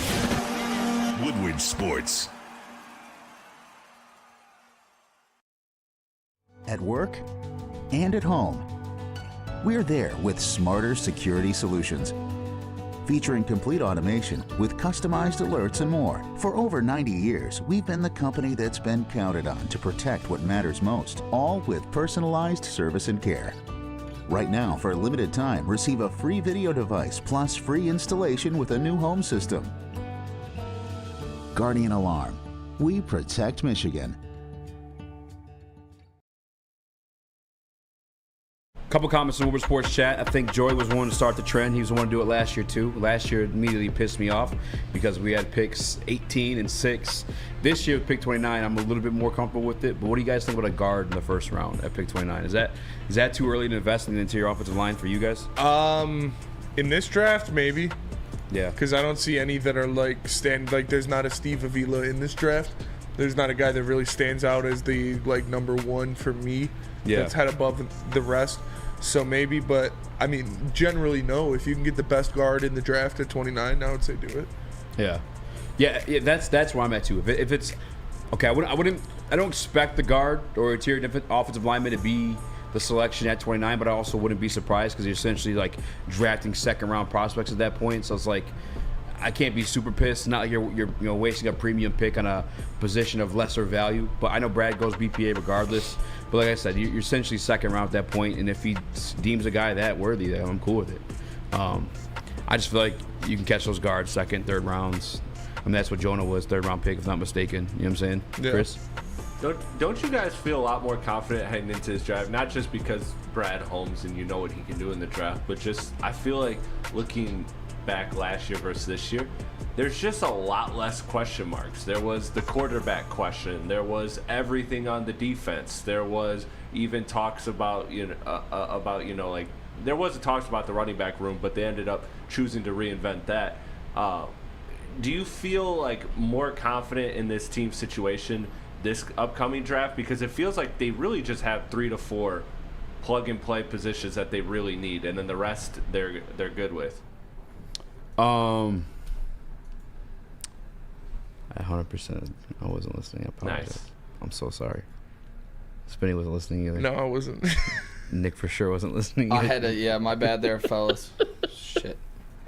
I had two questions. All right. Hey, I'm gonna bring you a gift when I get my next paycheck because that was fucked up. I apologize. Just one more time. No, it's fine. It's fine. No, I was just saying. Back to last draft, how there were so many question marks, directions you're going, quarterback, defense. Some things on the offense weren't necessarily figured out. There was even talk of linemen addressing the offensive line then. This draft seems like, heading into it, at least from the Lions' perspective, they have a lot less question marks in different directions to go. So are you feeling more confident because of that? Yeah, I mean, that's definitely, when you look at it, when you have a much better team, there are less holes you need to fill. When you have a guy that drafted 4 rookies who played in prominent roles for you last year, you have less holes to fill. And I think that is something that Lions fans look at. Now, every year you're going to have something exposed to you that you didn't think was a need. Like when we look at the interior offensive line, not everybody thought it was as dire of a need as it is now, that we're for sure going to have to grab one there in the first 4 picks. But I think, yeah, it's less of we have these gaping holes. I think the biggest hole in this team is outside corner, and I'm not sure if that's something that you're going to be able to grab your cornerback 1 out of the draft and throw him out there and be like, yeah, this is our guy all season. So I think it's more of you're grabbing guys that you want to groom to take over for different pieces rather than dudes you need to be immediate impact starters. Yeah. I think I'm just confident because of Brett Holmes, to be honest with you. Like, it's... I love really that am. too, but there's also, like, sounds. last year there was the quarterback question, and it's like, okay, how early do you invest in a quarterback when you have all these other flaws? Now you're not necessarily approaching this draft with this kind of... You kind of piece it wherever we go. That does make sense. Somebody, I think it was Eduardo O'Neill, asked if the Martin pick was a wasted pick if you're reinvesting with the first-round pick in Devondre Campbell. Essentially was what I was asking. I didn't use those words per se. Huh? Devondre Sweat. Devondre Sweat, I apologize. I don't think so. Just because I see both of those guys, looking back at the heavies that we've had in the past and just how it is in the league, even with former first-round pick and Jordan Davis, the rotational guys. It's tough to play 100-plus snaps a season when you carry that much weight on your frame. So I think they would just rotate in and out between each other. And by the way, I think this is the best way to do it when you have those big heavies like that too. Keep them fresh. If you have a fucking monster of a human being, like, rather than have him fresh and tired on the third and short situations. So, yeah, I don't think that was a wasted pick. And once upon a time, you'd be talking about if Fonte Milifano was a wasted pick. And that become far from the truth. Imagine it's 4th and 1, Lions on defense, 4th and 1 in the NFC Championship game, and you trot out Broderick Martin and Devondre Sweat to play your 2 interior defensive lineman spots. Like, that's a pretty good situation to be in. That is a really good situation to be in. Joey 2 times. My reasoning is that interior offensive lineman is the only hole on offense, assuming they bring back Glasgow. Fill that singular hole on offense and then invest the bulk of the remaining resources on defense. Yeah, I kind of already said it. I just feel like you could find that later than you're more likely to find premium guys in other spots. But on the flip side of that one, Eazy, if you are obviously more likely to get an elite guy if you do take him in the first round. If you do have your pick of the litter, I don't know if I would trade up for one, but just 3 guys off rip that I can think of. Number 6, Nelson. He was the 6th overall pick. Obviously, that's a can't miss, like, blue chip guy. Yeah. Then you got 16th Martin on the Cowboys, who's been a blue chip guy season after season. Then you go to 20, Frank Ragnow. He was drafted at pick number 20. Blue chip guy for us all season. We know how much Frank has meant to this. Yeah. If you can get a guy of that caliber, I say it's 100% worth it. He's on your team for 10 years. Put him in the middle. He's probably going to be, not everyone's going to be the caliber of those guys, but it does make a big enough difference, I believe, for this team. Maybe not every team, but for a Jared Goff-led quarterback team, I think it would make a big difference. When I look at the offensive line, though, has actually listened. Sick.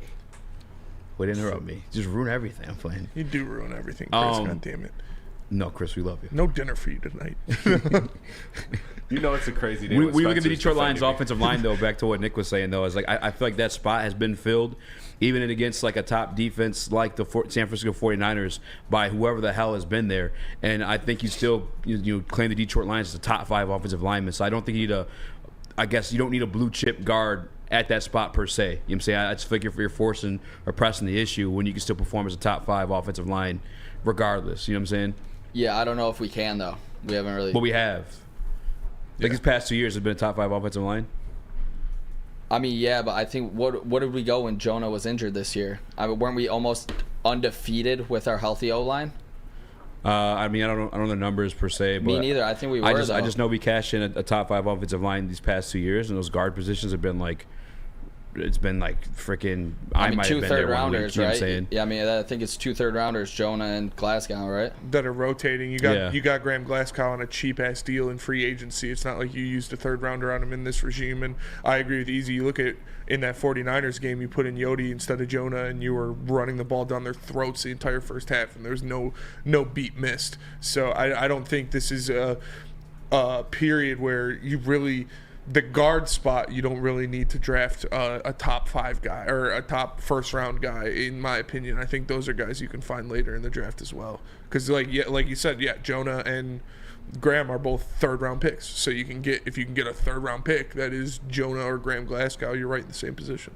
And I think you kind of nailed it perfectly, too, when you mentioned Glasgow and Jonah being undefeated with those guys. What rounds were they picked in?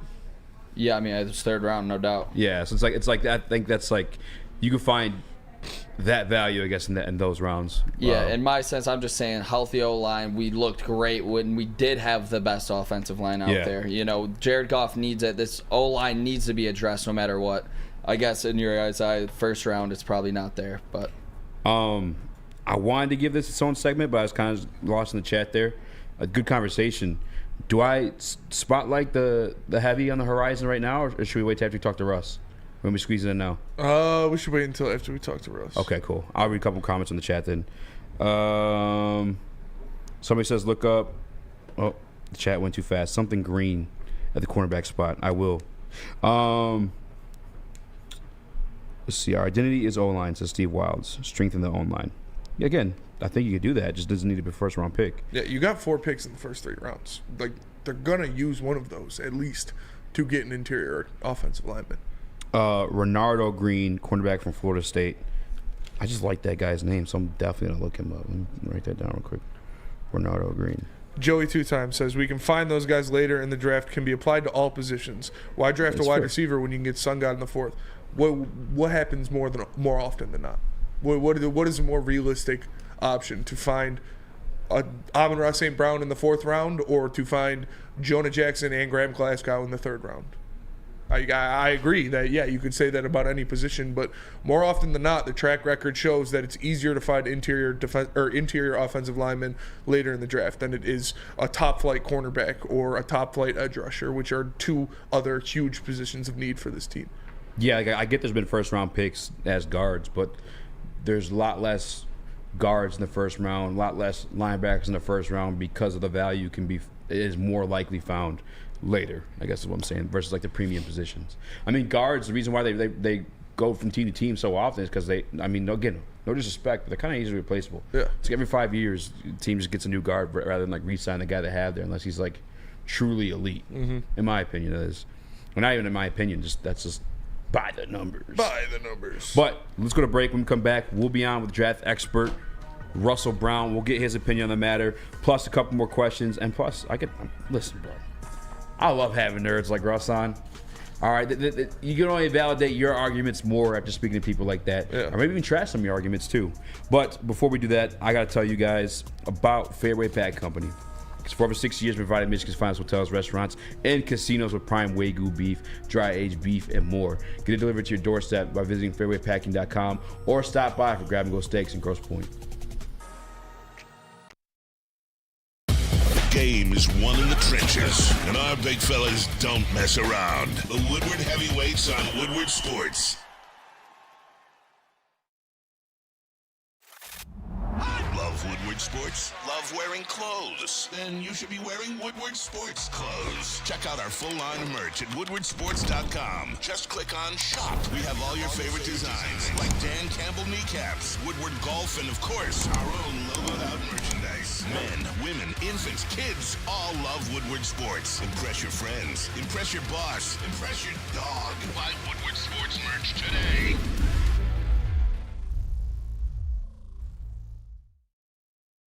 How would you like to win not one, but 2 vehicles of your choice. One for you and one for your wife, your girlfriend, or your best bud. Get to Lady Jane's today for an award-winning haircut. What's up? And Can you hear me? automatically enter for your chance to win. Courtesy of Les Stanford What's up, Buick Russ? GMC Thanks of for calling Ferndale. in. Lady We'll get Jane's, you open right 7 days a week. Walk in Make anytime. sure that It's you are wicked not awesome. on speaker, hopefully. All right, appreciate you.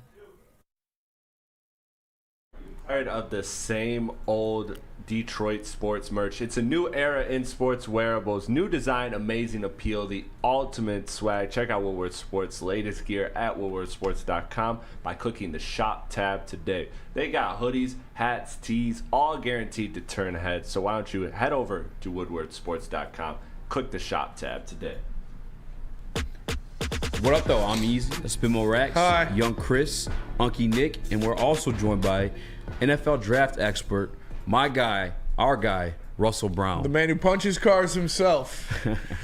He's a demon with some fireball in him. Russell Brown, the legend. What up, Russ? You there? What's up, fellas? How are us?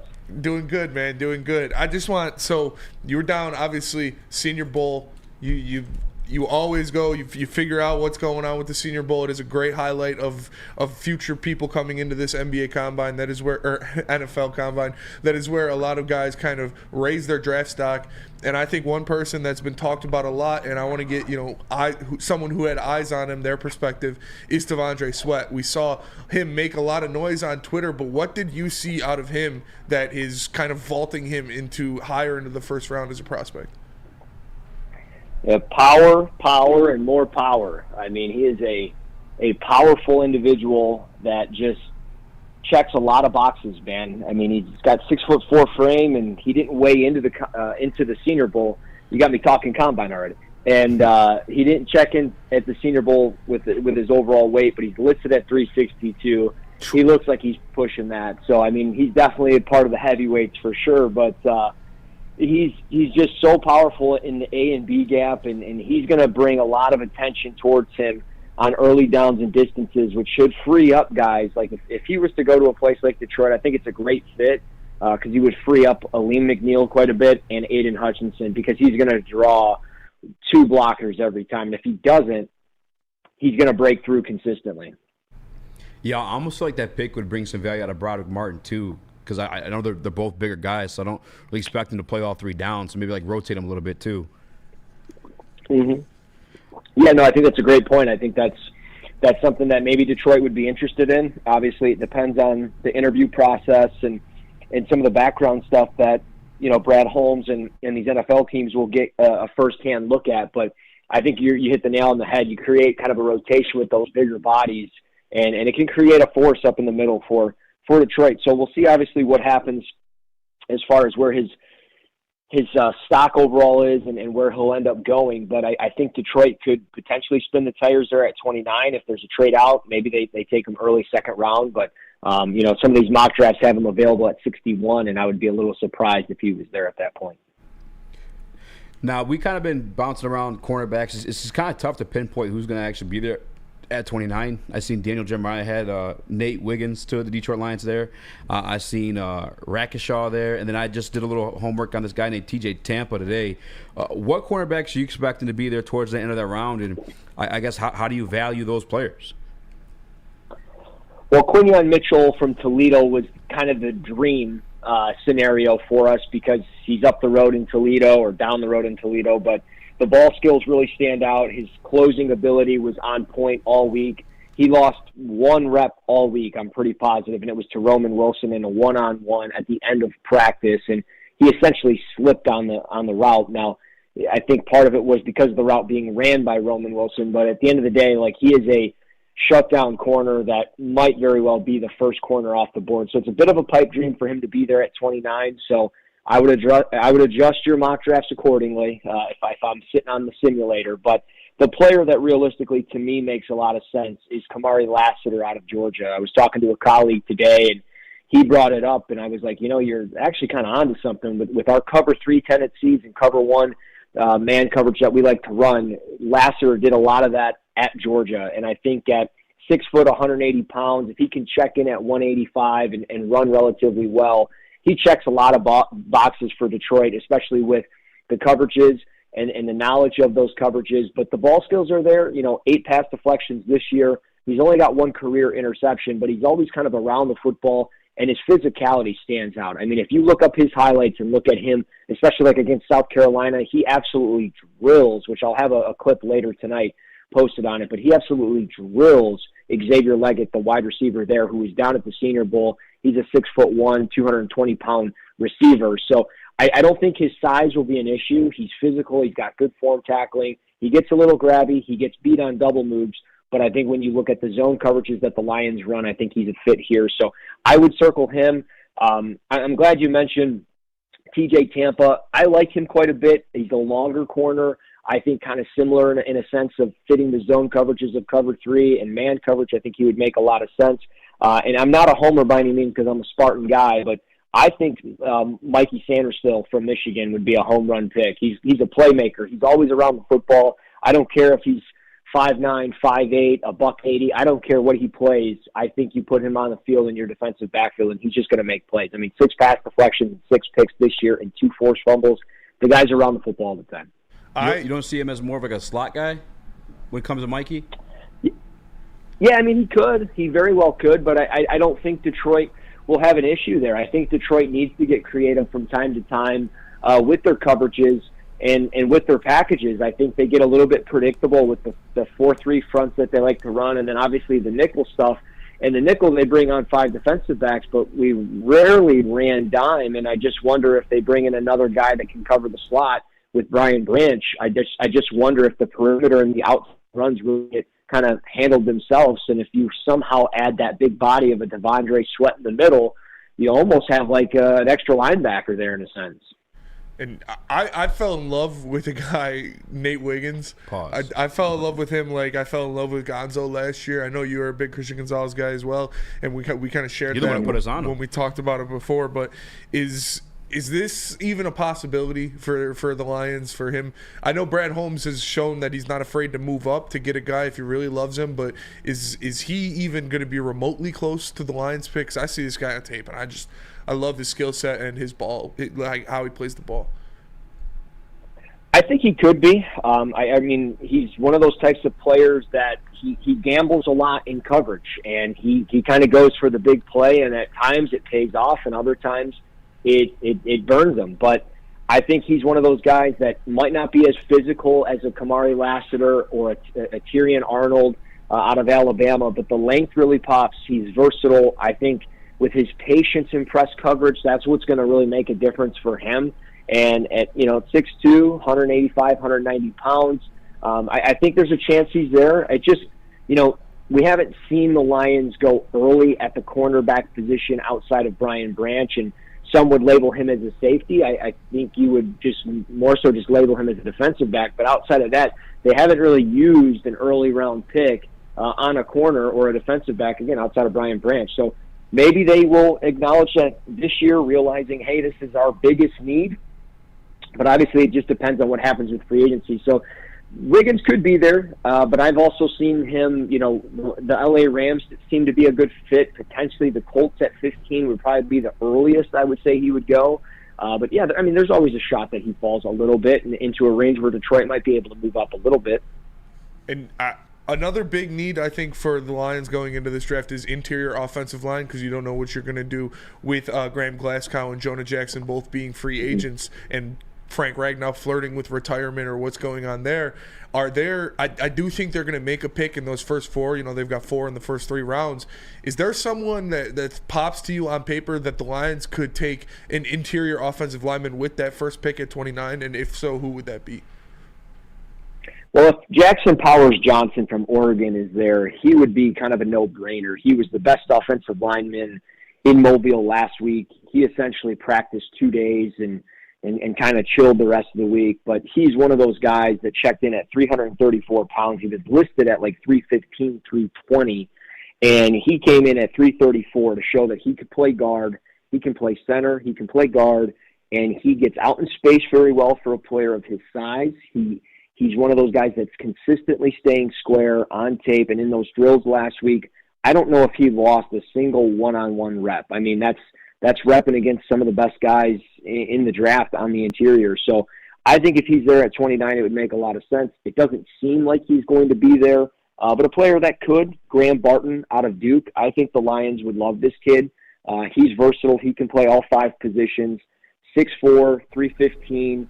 Arm length is going to get tested, but he's very aggressive. He finishes his blocks consistently. They used him a bunch in tackle over stuff, so you kind of think of Penei Sewell and Taylor Decker and Dan Skipper and moving those guys around. I think Graham Barton would kind of slide in and fit. But let's say they didn't use it in first round. Let's say they want to go to the day 2 of the draft and find the guard that they're looking for. Christian Haynes out of UConn. I could see Dan Campbell and this coaching staff just salivating over his tape. I went back and watched it this weekend, back to 2021, and to see the growth of this kid from 2021 to now, it's kind of remarkable. He's got to clean up some of his hand placement. He kind of goes for that snatch trap technique and grabs a face mask. But he gets out in space, his ability to reach block, his ability to pull. He's a talented guy, and I think he's one of those players that just got to clean up some technical stuff, and he could be a plug-and-play starter on the interior. Now, going off of Brad Holmes' presser, or the ether and diss track he had against a lot of the beat reporters in the room that day, one of the things he brought up is, like, it's easy to kind of, like, have the eye for the talent. It's just what they look for is more like the tangibles. And you hear the term all the time, the Dan Campbell guys. I like the pick that you were talking about, Lassiter. I think that makes sense. I've heard a lot of good, like, work ethic things about him. Was there anybody that you were around last week in Mobile that kind of like showed that Dan Campbell guy mentality or just grind that the Detroit Lions seem to look for? I'm trying to think off like the top of my head. I mean, I talked a little bit about Jackson Powers Johnson. I thought he would fit. I'm sure off just the interview process. Braden Fiske out of Florida State would be a player on the interior defensive line that would make a lot of sense. He's got shorter arms at only 31 inches, but he is 6'5" and 300 pounds. About 300 pounds, and he's going to be kind of a sub-package guy from time to time. He's going to play 3-tech. He's going to play 5. He's going to play 4-eye. He's going to move around, and I think in our front with Aleem McNeil and Aiden Hutchinson and the guys in the depth pieces that we have there up front, I think he would fit well along those guys. And just the work ethic that he has, explosive first step, great motor. And when you think of Dan Campbell and that, I mean, that's what he's about. Guys that are going 100% all the time. And he really stood out in that regard. Gabe Hall out of Baylor, he got better every day down there. And, I mean, we're talking a 6'5", 290-pound defensive lineman on the interior with almost 35-inch arms. It's remarkable how powerful he is and the length that he has. He just got better every single day, and he showed great effort. He had great attitude. But ultimately, the guy that I circle, and I just think of like the interview room, the guy that I interviewed that blew me away was J.D. Bertrand from Notre Dame. He's a linebacker there, and he was really impressive. He only has 31-inch arms, so a little bit smaller, 6'1", 230, but he was versatile in that Notre Dame front. And 2 years ago, he kind of played this overhang shell defender in the box, and he was almost like a safety down in the box, but he was also listed as a linebacker. So I'm curious what they labeled him as, but he played with Kyle Hamilton. I think he learned a lot, and he kind of took the defense over when Hamilton went to the Ravens. And just watching him, I mean, the way he deconstructs blocks, I mean, he's blowing up interior offensive linemen at the line of scrimmage. He was making great tackles. And just listening to him talk about football, I asked him, what does football mean to you? And, like, it means everything. And, the way he responded to everything that I was talking about was great. And he called himself, in the linebacker room at Notre Dame, stimulus response linebacker. So he goes into great detail about it. It's posted on my Twitter, but he is somebody that kind of reminded me of, like, if I was interviewing Jack Campbell, I feel like the responses would kind of be very similar. And then one last thing, just because I don't really know how to articulate it, and I feel like it's people kind of divided on the matter. Kool-Aid McKinstry, I feel like it's more of a name that has become like a high prospect. A lot of people on the Detroit Lions take him round one. A lot of people don't think he'll even make it to us. I'm talking about the fans, I should say. Can you kind of explain why I guess he's not viewed as like the prospect as even his teammate Teron Arnold? Well, I think the big thing with Kool-Aid was there was a lot of hype surrounding him. Not saying he's a bad player, but there was this expectation put on him, and when you put on the tape, he just doesn't match that expectation. He's very inconsistent when tackling, and I thought there were times that he played really flat-footed, and he would get just beat out of the turn and out of breaks. But at the same time, he's just a very talented player. I mean, he's willing to come up and tackle. He's just got to improve on his form. He's able, when he's in the zone and he's doing it the right way, he sinks his hips. He's able to flip his hips and follow and trail receivers, and he's able to get kind of in their face and face guard them in a sense. But he's one of those guys that just kind of lost in the shuffle. He could very well be the first corner. He could be the second or third corner off the board. There's no doubt a chance that he's there at 29, but I just don't necessarily know if he fits exactly what Detroit's looking for at that position. I think, again, Lassiter makes a little bit more sense, and maybe that's more recency bias, but I think just with what Detroit's looking for, they could be looking for a little bit more physical player on the perimeter, and I don't know if Kool-Aid is necessarily that guy. He could be when he gets to the NFL, but on tape, it's just not always there. So I'm a little torn on him. I feel like it's more of like a flip of the coin. Sometimes I have like that sure thing with guys, and I've been honest, like Christian Gonzalez last year was just like a sure thing. The way I'm watching Kamari Lassiter, it kind of feels like a sure thing, like if it was Detroit. But when I look at a guy like Kool-Aid, I don't know, I kind of get lost in what I saw. For sure. And Russ, we appreciate you as always, Thank your you, insight, brother. your knowledge, everything going forward. It's awesome to have some guy who had some eyes down there in Mobile, and we're definitely going to have you on again soon when it comes up to this draft process. Oh, yeah, I'm going to be bugging you. Before we do that, make sure you let the people know where they can get all your insight on what went down this weekend in Mobile and where you're posting all this stuff at.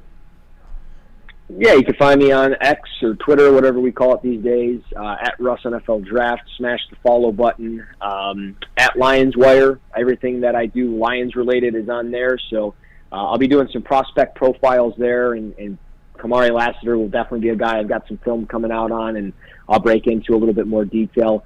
Obviously, NFL Draft stuff at Fantasy Pros, and then some betting stuff at Betting Pros. So as always, fellas, always appreciate you guys letting me come on and talk a little football with you. Definitely, man. Thanks. We appreciate you joining us. Russ, you're the man. We'll talk to you. See you later, man. brother. Well, let me tell you guys about Planet Fitness. Planet Fitness is the home of the judgment-free zone where anyone, and we mean anyone, can feel comfortable and work on their fitness goals. You can get a 30-minute workout for the whole body with the 30-minute circuit. All of this starts at just $10 a month, no commitment. There's more than 50 in Metro Detroit and thousands more throughout the world. Planet Fitness, where your fitness is essential. Feel alive during Feldman Chevrolet's biggest New Year's sales event ever. Get the best prices on our huge selection of award-winning Chevrolets. Like this 2024 Equinox for $188 per month. Or this 2024 Silverado for $268 per month. It's the New Year's sales event going on now at Feldman Chevrolet, Michigan's #1 Chevy dealer. Woodward Avenue, the first paved road in America. Woodward Sports, the first sports network born in Detroit and made for Detroit. Now, coming to Woodward Sports, Woodward and Main Street, the Woodward Sports Network Detroit Lions Show.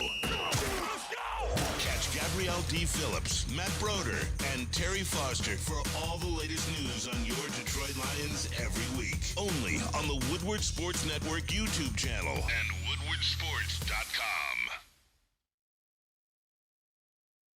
Welcome back to Woodward Heavyweights live on woodwardsports.com. Live. I'm Eazy, Spinmo Rax, Young Chris, Unky Nick, aka Detroit Mario. Smash that like button, please. It means the world to us.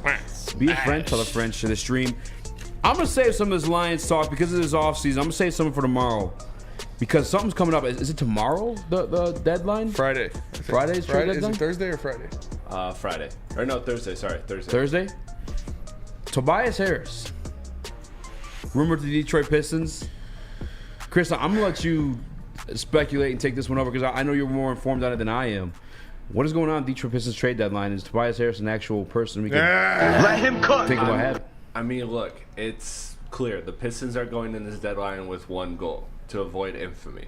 They are trying to avoid the wrong side of history. They are trying to not set the record for the worst basketball season in the history of basketball. So they're looking to acquire talent. They were in conversations with Levine, and I think they were real conversations, but I don't necessarily know that means that the deal was going to get done ultimately, because both sides wanted very different things. I think Tobias Harris is the same, because I think that Philly is in a situation now where it's rumored that Embiid is probably out till the playoffs. So that really dampens a lot of their moves, because I think Philly was looking like a team that had assets off of the James Harden trade and could have done basically anything they wanted at the deadline and made any type of move and been a real contender, and probably I felt like this season could have been Philly's best shot.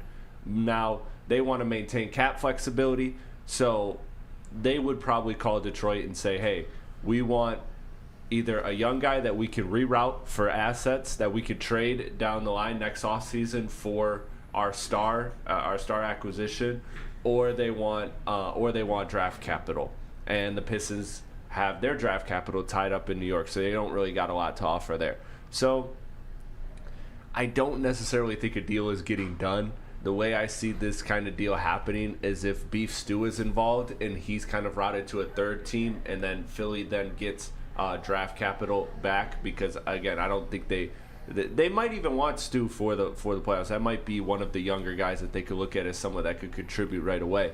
But I ultimately see this as Detroit kind of circling around, looking for the good veteran that they can get that can help them this season, and they'd obviously be interested in re-signing Tobias. And I'm just not a fan of it. I don't think that Tobias is a bad player, but I think that he's going to get an overpaid contract, and I think that the Pistons are in a situation where they're operating from kind of a little bit of desperation, and that's never when the best moves are made. Yeah, I don't want Tobias Harris. If you're trading for a forward, give me Jeremy Grant. I don't want Tobias Harris. Yeah. It doesn't move the needle for me. And I also just don't want to just keep getting the same guys. Like, Tobias Harris was here last time. Arntelm was just starting when Tobias was here. Yeah. I don't need Tobias being brought back in another photo with Arntelm. That's just gonna make me sick personally. But I don't like this kind of merry-go-round of players that we just keep circling and you know, and they keep coming back and going away. Like, I'm interested in making different moves. So me personally, I'm looking at this deadline. I'm getting rid of Bojan for either my picks back from New York, or I'm going for a team like New Orleans that's good enough to contend, and they have some young players that I like in Najee Marshall. Zion. So that's where I'm looking at. That's where I'm looking at. And then you're making your big deal in the offseason. So what do you guys think is like the offer? Because I have no issue with bringing Tobias. I mean, honestly, guys, like, it's a stretch four is a need. I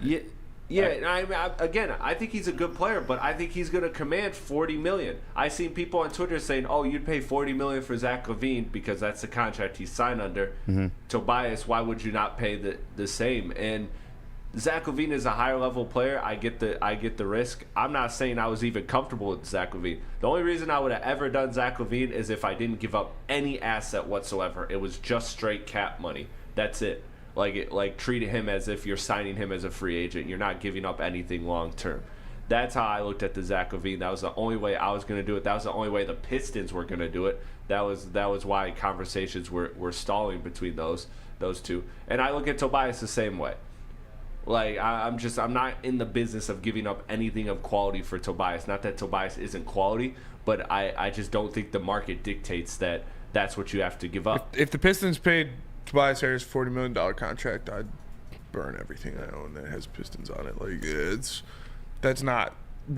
Tobias Harris is not your savior. Like, yeah, he is not your savior. He is not your savior. That is not a guy who's going to come in here and, oh, look at, they got Tobias Harris now. Look out, contenders. No, fuck that, man. No. Nick? I don't absolutely hate it, but it's just like all these guys, it's not going to make the difference. Like, we are just spinning in circles here. Yeah, we just talked about Jeremy Grant. We had him. We dealt him. We talked about Tobias Harris. We had him. We dealt him. Like, why are we going around this same old song and dance with these same guys? I'm so sick of this front office. Honestly, every time we talk Stones, I get upset. I have season tickets. I was there Sunday.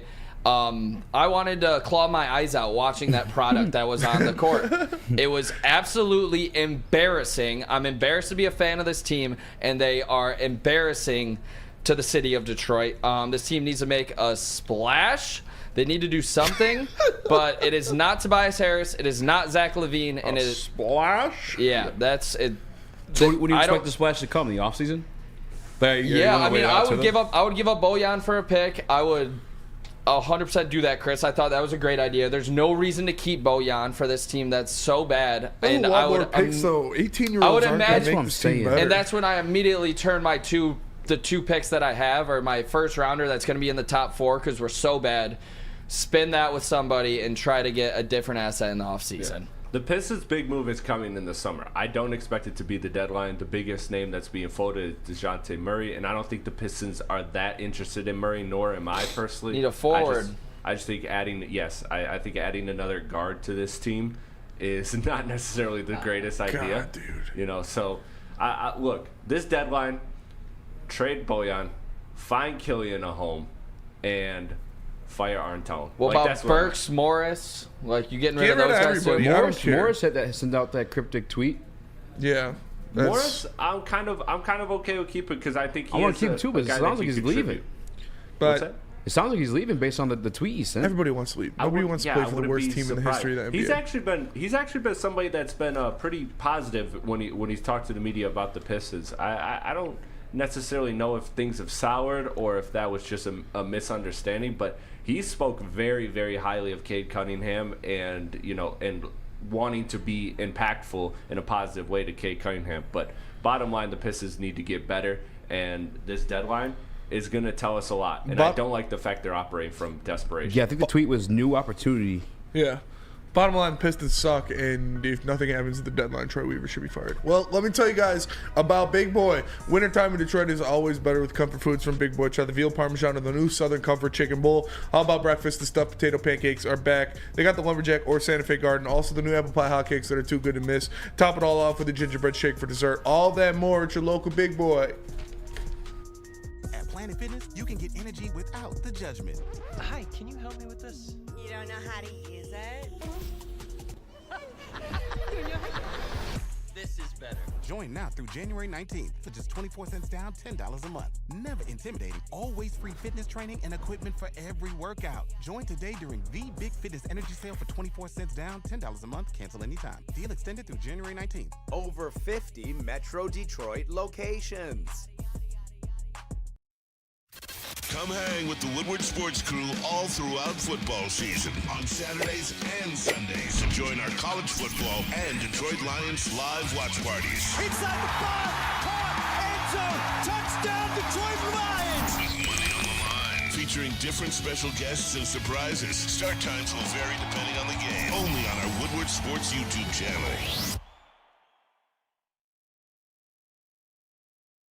You have an opinion? Make sure it's seen and heard. Corner, jumper, tweet us, hop on the YouTube chat, slide in the DMS at Woodward Sports on all social media. Swiss Insurance, it's the best in the game.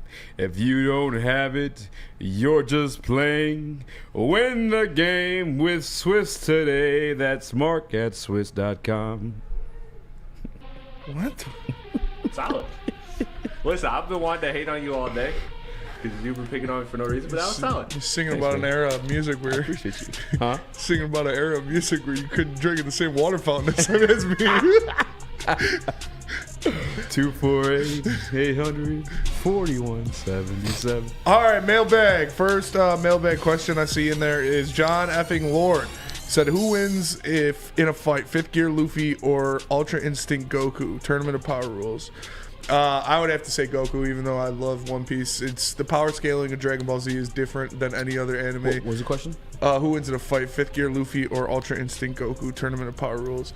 I mean, Tournament of Power Rules is just you can't kill him. Goku can beat Superman, I hear. Goku cannot beat Superman. You heard wrong. But right, I think Goku, his power scaling is different. He is a planet burster. We've seen him do it before. We've not seen Luffy be a planet burster, even though I believe that he is one. I think the speed and the power scaling of Dragon Ball Z make it tough for any other universe to kind of match up against him. Eduardo O'Neill, thank you for not disrespecting your audience. Fuck you, Eduardo. No, I'm just kidding. Damn, Eduardo O'Neill. How would you feel if it came out that Brad traded into the top 10, but it cost us this year's second and a future third? Would this mean the pick is defense, and would you think it is? And who would you think it is? I think, yeah, that would definitely, I mean, I wouldn't be mad at it. I'm not going to question Brad Holmes now. Him trading up has yielded pretty good returns, and if he were to do that, if he were to trade in the top 10, I think he'd be going after Jared Verse. I have a mailbag for you, because you said Troy needs to make some type of move, otherwise he should be fired. What is that move if it's not Tobias Harris? Is it just like stock up on pieces so you can make a big move in the offseason? Like trade Bogey, trade Burks, trade Stewart, so you can get enough pieces to bring in a star. If you are mailbag from the Rona 99, does DT Runyon. Oh, this was what I wanted to do. What? Danico Autry. That was my heavy on the horizon. Yeah. That we were supposed to do earlier, but we kind of got carried away with reading stuff in the chat. I'll break it down tomorrow. I did want to be the first one on the network to kind of talking about it, but that's definitely a piece people should keep an eye on. I know he's 33 years old, but by the numbers, man's a beast, and he's kind of followed Terrell Williams throughout his career since entering the league, where he's gone, and he's had great success on him too. So break that down more tomorrow. Eazy, never do that again. The singing? Probably. I believe so, yeah. Smoke says, I love all the shit talk. I do too. Eduardo, anybody, don't take offense to that. Don't let anybody Superman is victimize you, Goku, bro, and say that we're being disrespectful of you. This is the show. I want you to feel like you're chilling with the boys. Juan, Superman is waxing Goku. Like, stop. Like, wait, what? Go look at some of Superman's feats and compare them to Goku's. Superman is waxing Goku. It's not close. Superman's just not even real though. It's like it doesn't even count. Yeah, it's true. I have seen Goku out there before. Yeah, Goku sending Superman to the Shadow Realm. I agree. Not a chance. Bro, fucking rock stop Superman. If Batman can beat Superman, no. Goku's fucking wiping the floor. Batman could beat Goku too. Batman could not beat Goku. Batman with prep time can beat anybody. Stop. It is true. Stop. That's fucking. There's no way Batman beats. How does Batman beat Goku? I don't know. Exactly. He knows that Goku doesn't go full power until he really gets crazy, until he really starts fighting people. That is Goku's downfall. Is he never goes full power right from the jump. Batman would exploit that and he'd kill him off rip. Goku has died from literally a laser beam right to his chest because he got caught off guard. So don't tell me about a rock can kill Goku. Some bitch ass Frieza lackey killed Goku with a pistol because Goku was being a dick and shot him in the chest, one shot dead. 100%. Pistol? Like a laser pistol. Okay, that's what I'm saying. Does that exist? Batman has laser pistols, yes. Batman doesn't kill people. He would kill Goku if he had to. Goku would beat the fuck out of Batman. It's not even close. When I first started podcasting in my basement, I had like an MLB player on. Shout to Jose, he's from the area, but it was cordial. You know what I'm saying? It's cool, like regular interview. And then we got in this debate, the Batman, and then like it was like fucking World War I. That was early on. That was in Resurrection F. Like that was Super Saiyan God Blue Goku. Like that wasn't early on. That was after he was already Super Saiyan Blue. He just got caught lacking because that's what Goku does. Bro, Batman can't even beat Superman. That's also bullshit too. I fucking hate that. Batman could definitely beat Superman, and he has before on multiple occasions. If Batman could could beat Superman, Goku for damn sure could beat fucking Superman. No. Goku's getting waxed by Superman.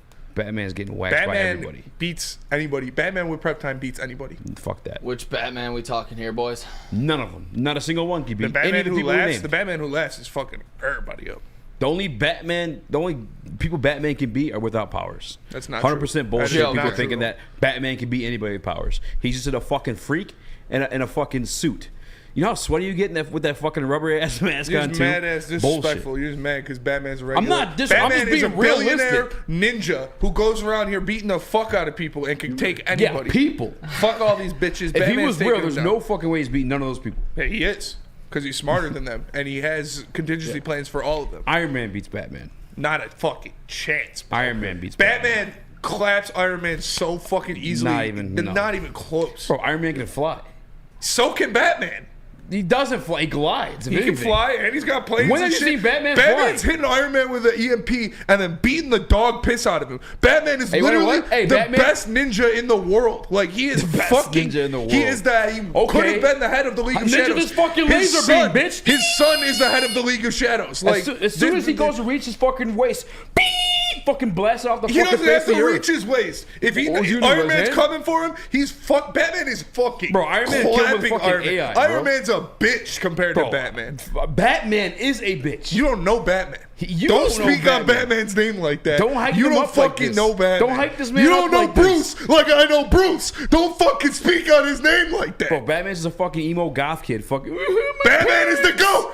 Don't talk about Batman like that. Batman will fuck any of these pussies up. Tears with these $100 million bills. Oh my god. Yeah. When I'm a poor orphan. He's an I'm orphan a rich billionaire orphan. genius Let me correct ninja. myself. And A he'll rich fuck your life orphan. up. Batman's a bitch. His son is the head of the League of Shadows. Batman's a bitch. Batman's the GOAT. Batman's a bitch.